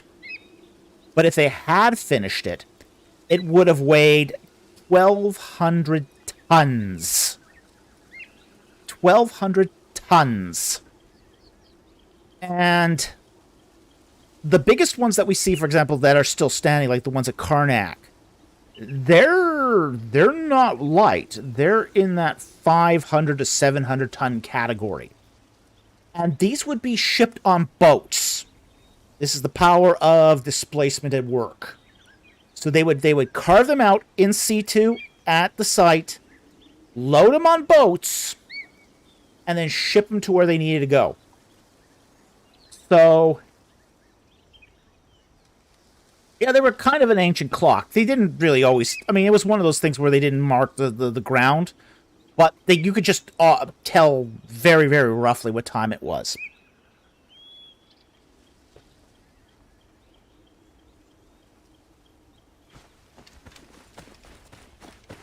So yeah, these are you find them all over the place in Egypt.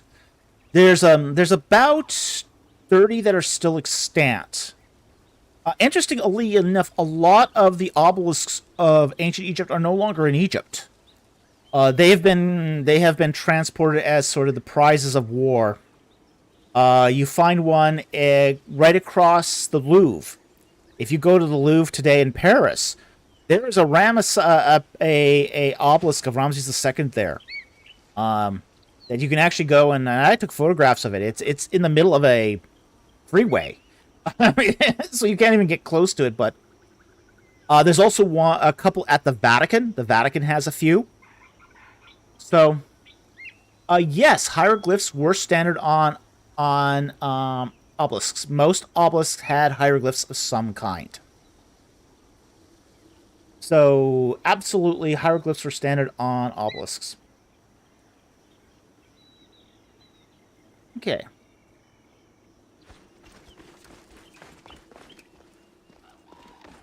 There's a nice big statue there of Amun, looks like.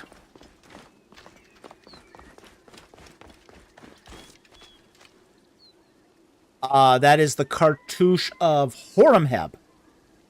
So I'm not really sure why the cartouche of Horemheb is on there, but because the reason why I say that is because Horemheb did not have a lot of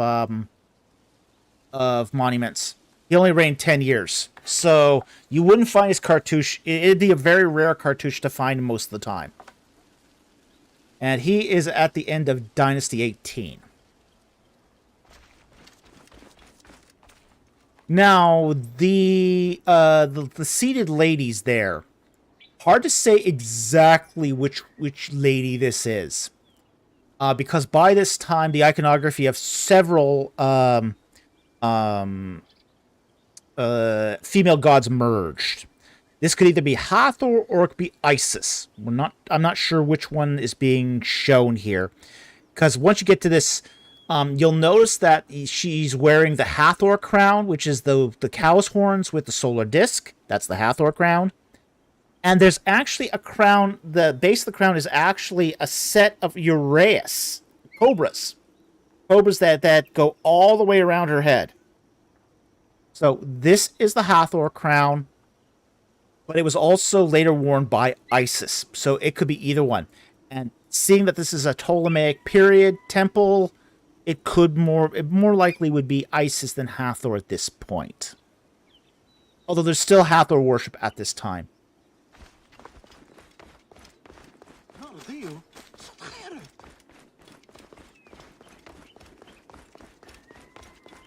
Okay, we got some festooning ribbiting there. Little sacred ponds are a thing in Egyptian temples. Egyptian temples were built with sacred ponds, often to have things like this, like plants like this. Like you have some lotus here, and you have papyrus. Both plants were considered sacred in Egypt, and you did find that they would have these little ponds where they would cultivate these sacred plants. So, that is a thing. Okay, this is supposed to be Temple of Khonsu. Khonsu was the son of Mut and Amun-Re. Okay, So I was not aware that there was a Temple of Khonsu at Heraklion. In which case we should find images of the Khonsu bark inside. If that's the case, then it could be even be that the women's statues on the outside might even be moot. Which would be the mother of Khonsu. But let's go inside and let's see if we find some images of Khonsu, because that would be cool. Now, what does Khonsu... Let's talk about the iconography of Khonsu before we actually get there, because if we happen on it and we see it, you'll recognize it. Khonsu is a falcon deity, looks almost identical to Horus, except for one thing. There's a solar disk on the top of Khonsu's head, but there's a little tiny crescent moon underneath. Khonsu is a lunar deity. He's not a solar deity. So the disk over the head should be white to indicate the moon. So he's a lunar god.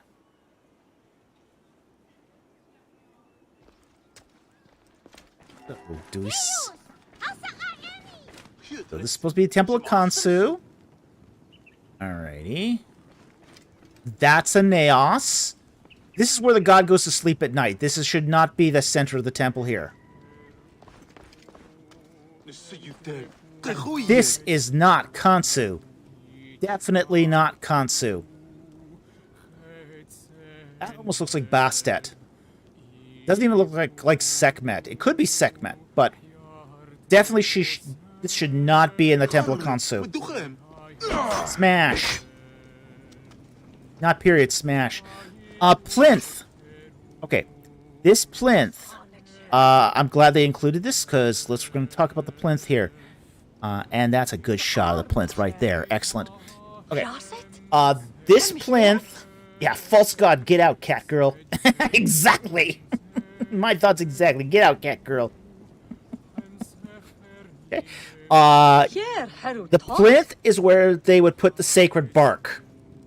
And in the daytime, when the god is ruling over his temple, they would take the statue from the naos and they'd stick it into the sacred bark that would rest on this plinth.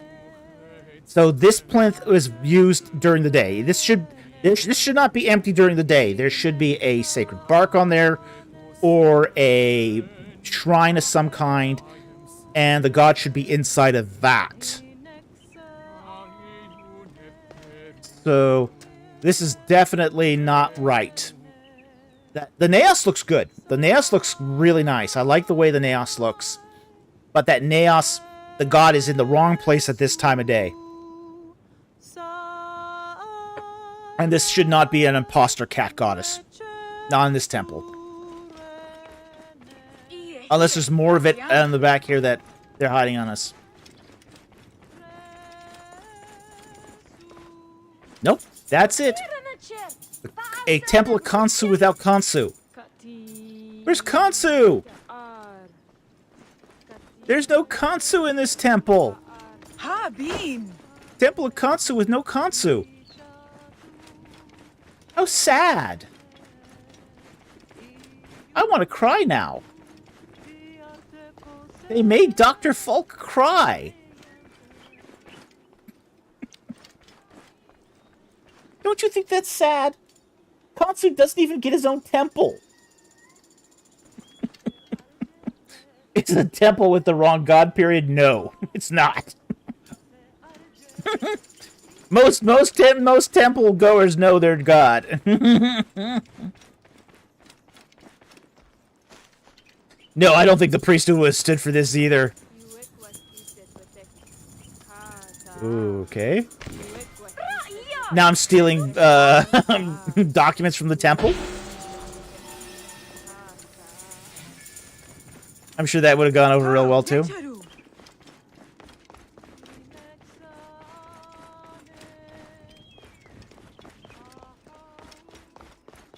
Maybe he's in the restroom. Could be.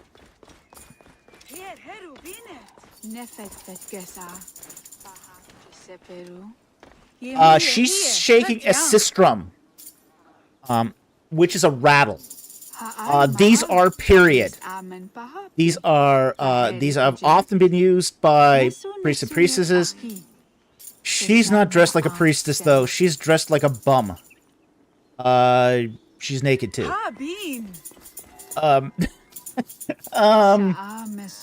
Yeah.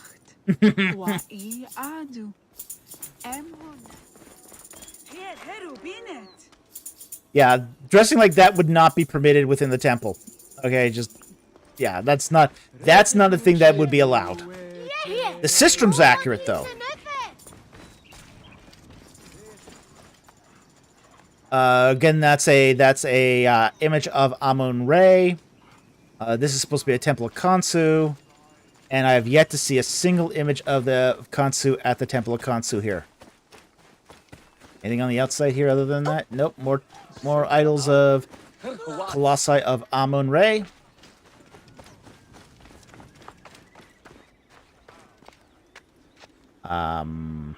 What's this supposed to be? A still? If this is a still, it's not period. Yeah, it's a retort. They got a retort jar there. Not period. Definitely not period. The retort jar would not be invented for another 500 years. Smash! Little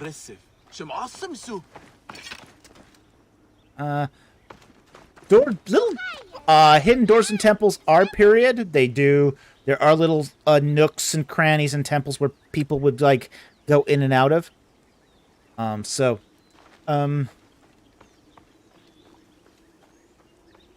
Just take that here.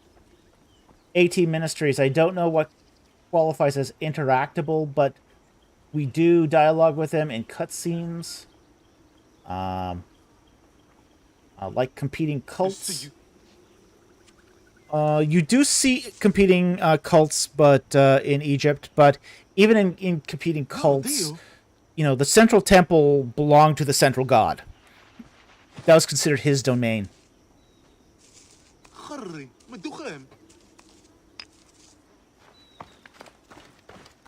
Apothecaries were a thing in Egypt, although they didn't dress like that.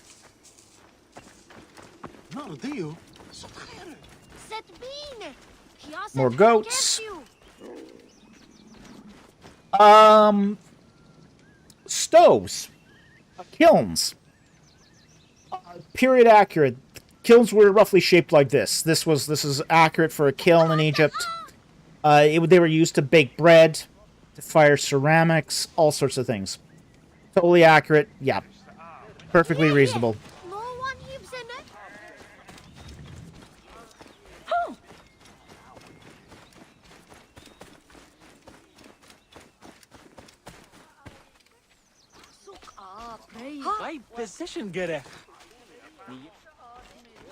Is this supposed to be Ptolemy?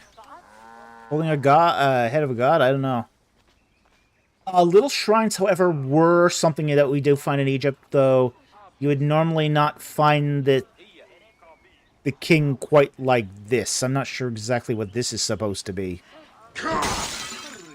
Smash!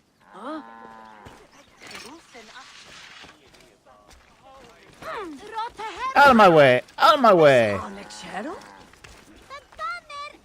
Yeah, it's holding someone's head. Yeah, exactly. I've never seen a statue like this in Egypt. I've never seen a statue of any king holding any head in Egypt. I have seen reliefs of this, though. You do see reliefs of this on some temples. There are reliefs on some temples where the king is killing an enemy. Okay? Like, for example, you will see at Medina Habu, Ramses the Third holding the head of a bunch of Semites, and he's about to smash it in with a mace. So war scenes like this are found in Egypt on temples. That's absolutely true. I've never seen a statue of it, though. Okay? So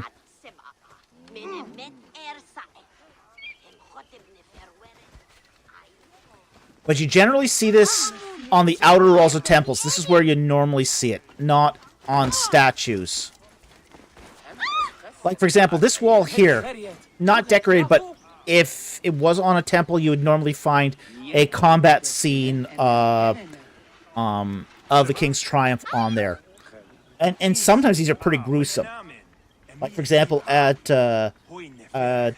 Medina Habu, there's a scene on one of the temple walls where the scribe is counting hands, severed hands of the dead army. So it's very common on the exteriors of walls, but you even find them on the interior walls too.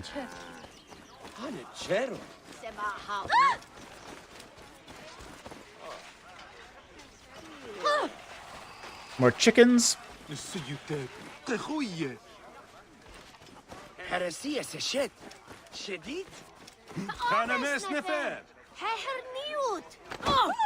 Out of my way.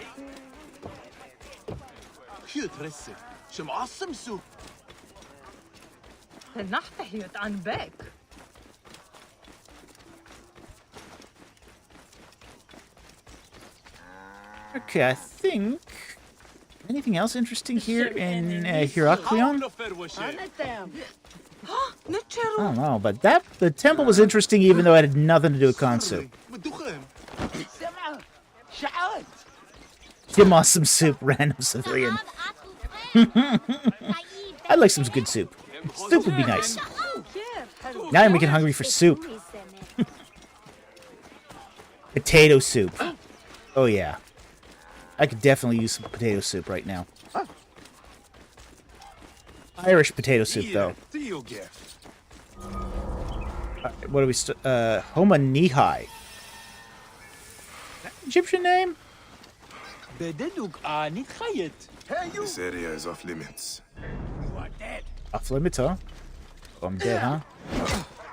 Uh-oh. Nope. Beyond my task. Sorry. I'm out of here.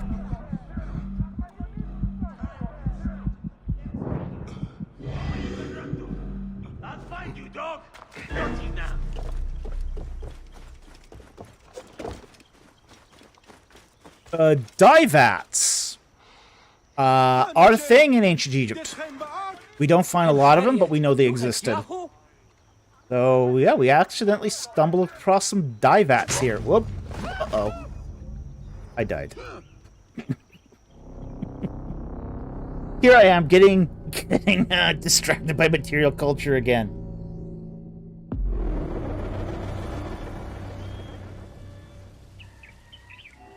Dye vats, and he dies.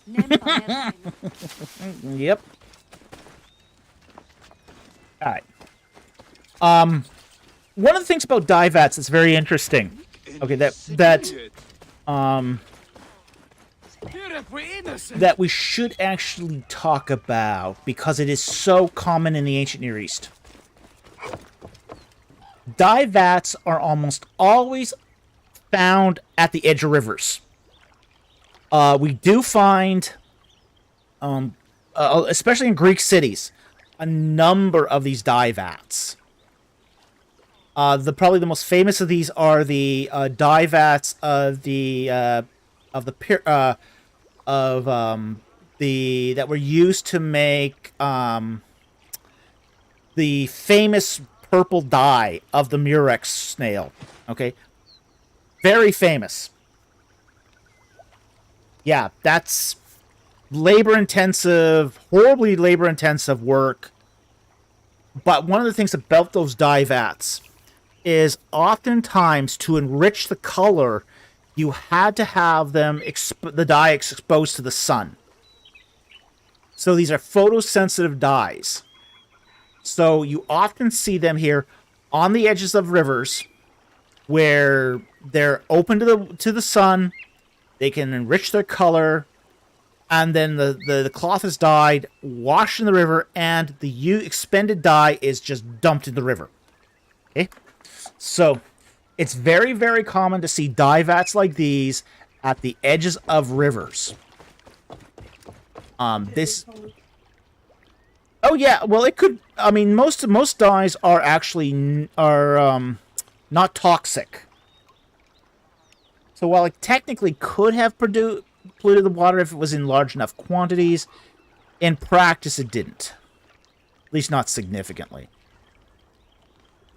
We have to understand that most of these dyes are naturally made. Like, for example, red dyes would have come from a certain insect. Yellow dyes are actually made from onion. So these are natural colors, and they would not have... They're not exactly toxic. Yeah, you're dumping onion soup and bugs in the river, yeah. AT Mysteries, that doesn't sound EHS compliant. Probably not.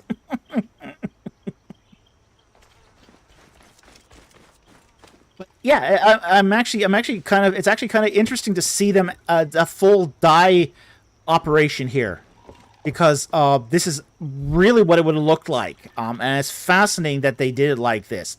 You know, right on the river's edge, you got to see the dyes, and it would have been very much like this, very much like this.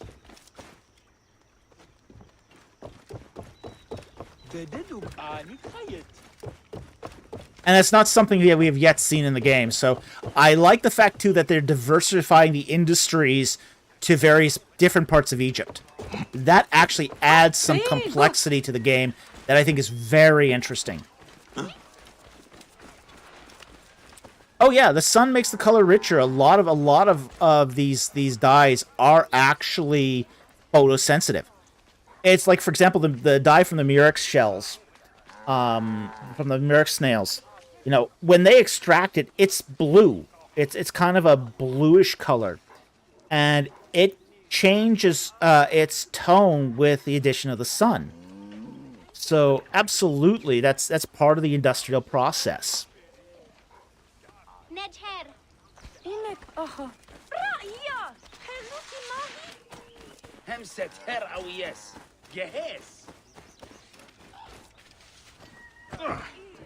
Painting his house, whitewashing it. It is common on mud brick structures to paint the outside of your house in lime, in plaster. It protects the mud brick. It provides a layer of protection against the elements, wind, rain, etc. On the inside, they would also paint the inside with lime as well, which would then be in plaster, so that it could be then painted over for decoration purposes. You think I can sneak aboard the boat? Let's sneak aboard the boat. See if there's something interesting there.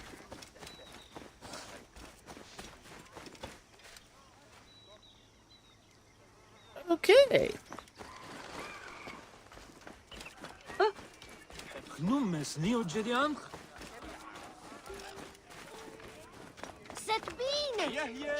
Yeah, 18 Ministries lime, the original primer. Yeah, absolutely.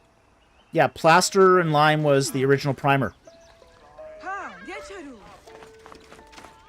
In fact, interestingly enough, some of the oldest flooring that we find is lime, is plaster. There's a piece of a floor from Israel that's said to be 8,000 years old. 8,000. It's just really... And it was the same deal. They would cover the floor with lime, make it nice and smooth and, you know, pleasant on the feet, and then they would paint it. We actually even have, interestingly enough, some lime, some plaster paintings from the capital of the Hyksos fortress at Horus that was actually painted by Minoans. Okay? So there were these Minoan craftsmen that the Hyksos kings imported from Minoa, and they did these leaping bull scenes of acrobats jumping over bulls in this Minoan style. I mean, really fascinating stuff. Beautiful work. Absolutely stunning work.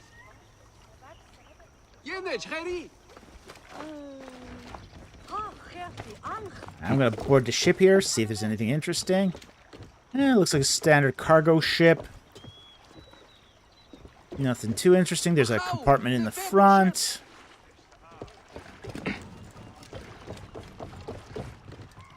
Carpets. Not sure those are exactly period, but hey, okay. Not as interesting as I was hoped. Okay. Oop.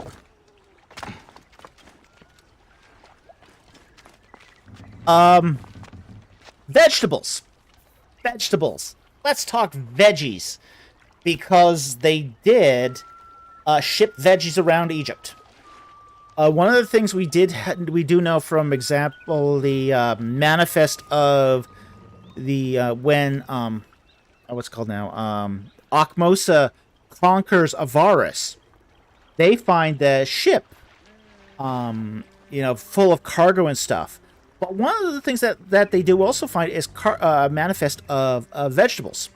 Now there's an interesting little piece of text where it talks about a captain who has basically a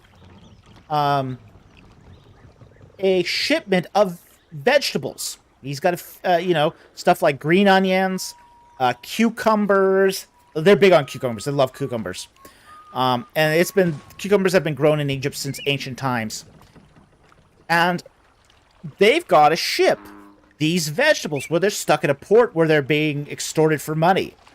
And he writes this complaint to the local governor saying, hey, I've got these vegetables that are supposed to be for Peru Nefer, which is the name of the port at Avaris. And he says, if I don't get these vegetables there, they're going to spoil. So, he's looking for redress to get his shipment where it needs to go. So we know that, for example, like a city like Avaris, a big cosmopolitan city like Avaris, didn't even though it had a local agriculture and great land around it, needed more produce coming in than it could supply itself. And the way this was done was by shipping produce, just like we do today, Okay. Yeah. We'll probably wrap it up in 8. Okay, so, fishing, yes, is a thing. Egyptians have been fishing since the Old Kingdom. They did have fishing hooks. We do have some Old Kingdom examples of bronze fishing hooks. We also have fishing hooks that are made of ivory and bone. So, yeah, they had learned to fish. There's all sorts of kinds of fish in the Nile. Perch, catfish, even, what's it called now? Tilapia. There's actually tilapia in the Nile. So, yeah, there was all sorts of fish in the Nile, and people did fish regularly in the Nile.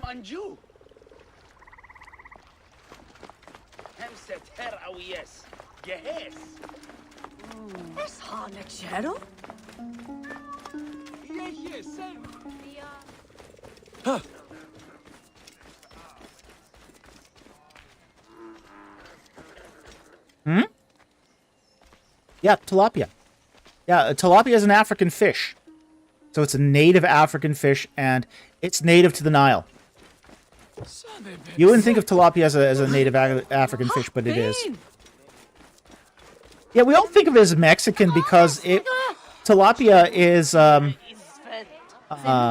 is one of those fishes that, is easy to transport everywhere, and that's one of the reasons why you find it in grocery stores actually everywhere, is because it's so easy to farm, and it's an invasive species in Florida. Mom was right about that. But frankly, it's an invasive species practically everywhere. It just is so successful. But it's also a native fish in the Nile. Oopsie. Sorry. Hit the wrong key. Sorry. Oops. We'll go on this side here. We'll stay away from the guards there. Be afraid. Be very afraid. I'll push into a dive at.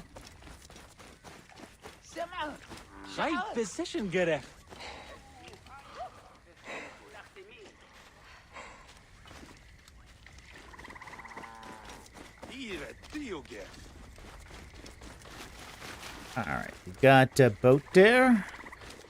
Wood boats. Not so period. There were times when they did use wood boats. Particularly in, if you could afford them, they were very expensive. In the Old Kingdom and into the Middle Kingdom, they used wood boats more, because there were still forests in Kush. After they lost the forest, after they mowed down all the... Yeah, we wouldn't think there was forests in Kush. There was a time when Kush, and Kush is that area between Thebes and Nubia. There was a time when Kush was a complete forest. In fact, the reason why the kings of the Middle Kingdom conquered Kush was for the forests. The reason why they conquered it. But in conquering it, they pretty much deforested it. Okay? Oh boy. Okay. Let's try to get around these guys. I don't like these guys. These guys suck.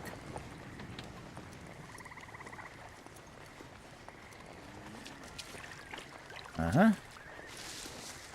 Is that cotton? Or is that flax? Hard to tell.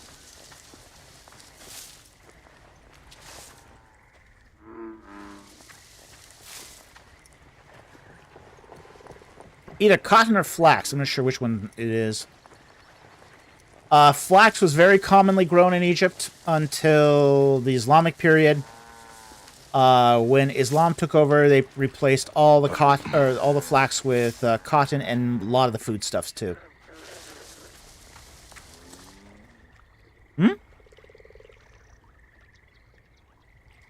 They did have lavender. Lavender it could be, but this is not lavender. This definitely does not look like lavender.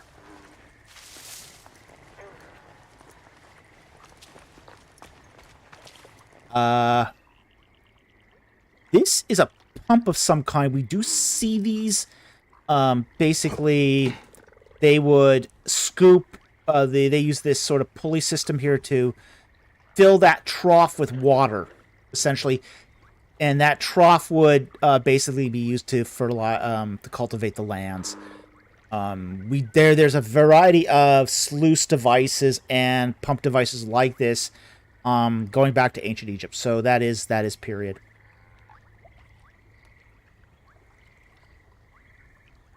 AT Ministries asks, why was Egypt used to make cotton? Couldn't they grow cotton in other locations? They could, just not as well. Cotton requires a lot of water, a lot of sun, and a lot of otherwise dry conditions. So you need a lot of water, but no rain. So Egypt is one of the perfect places to buy cotton, or to grow cotton. In fact, you can still get Egyptian cotton today. You know, you go to the store. Oh, yeah. It's expensive. It's posh. You know, Egyptian cotton is really posh, really expensive, even today. You know, it's, a lot of labor. Yeah, it's a lot of labor. Yeah, it's a lot of labor. So, Egypt is a great place to do cotton, but it's also not an indigenous plant. It was brought in by Islam to basically, as a money-making crop, to basically enrich the local caliphs. Okay? Alright, so we've hit 8 o'clock now. We have done a whirlwind tour of Saqqara here. We have rode a chariot with reckless abandon. We have investigated a temple of Khonsu that had no Khonsu in it. We've seen dye vats.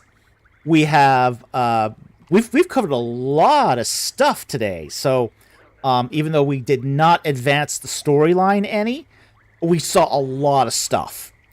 So we're going to call it a night at this point. We want to thank you all for joining us. We hope you enjoyed this live play. So thank you so much for watching. And we covered a lot of history in today's episode. With that said, thank you very much for watching, and we'll see you next time on Ancient Egypt and the Bible. Good night, everyone.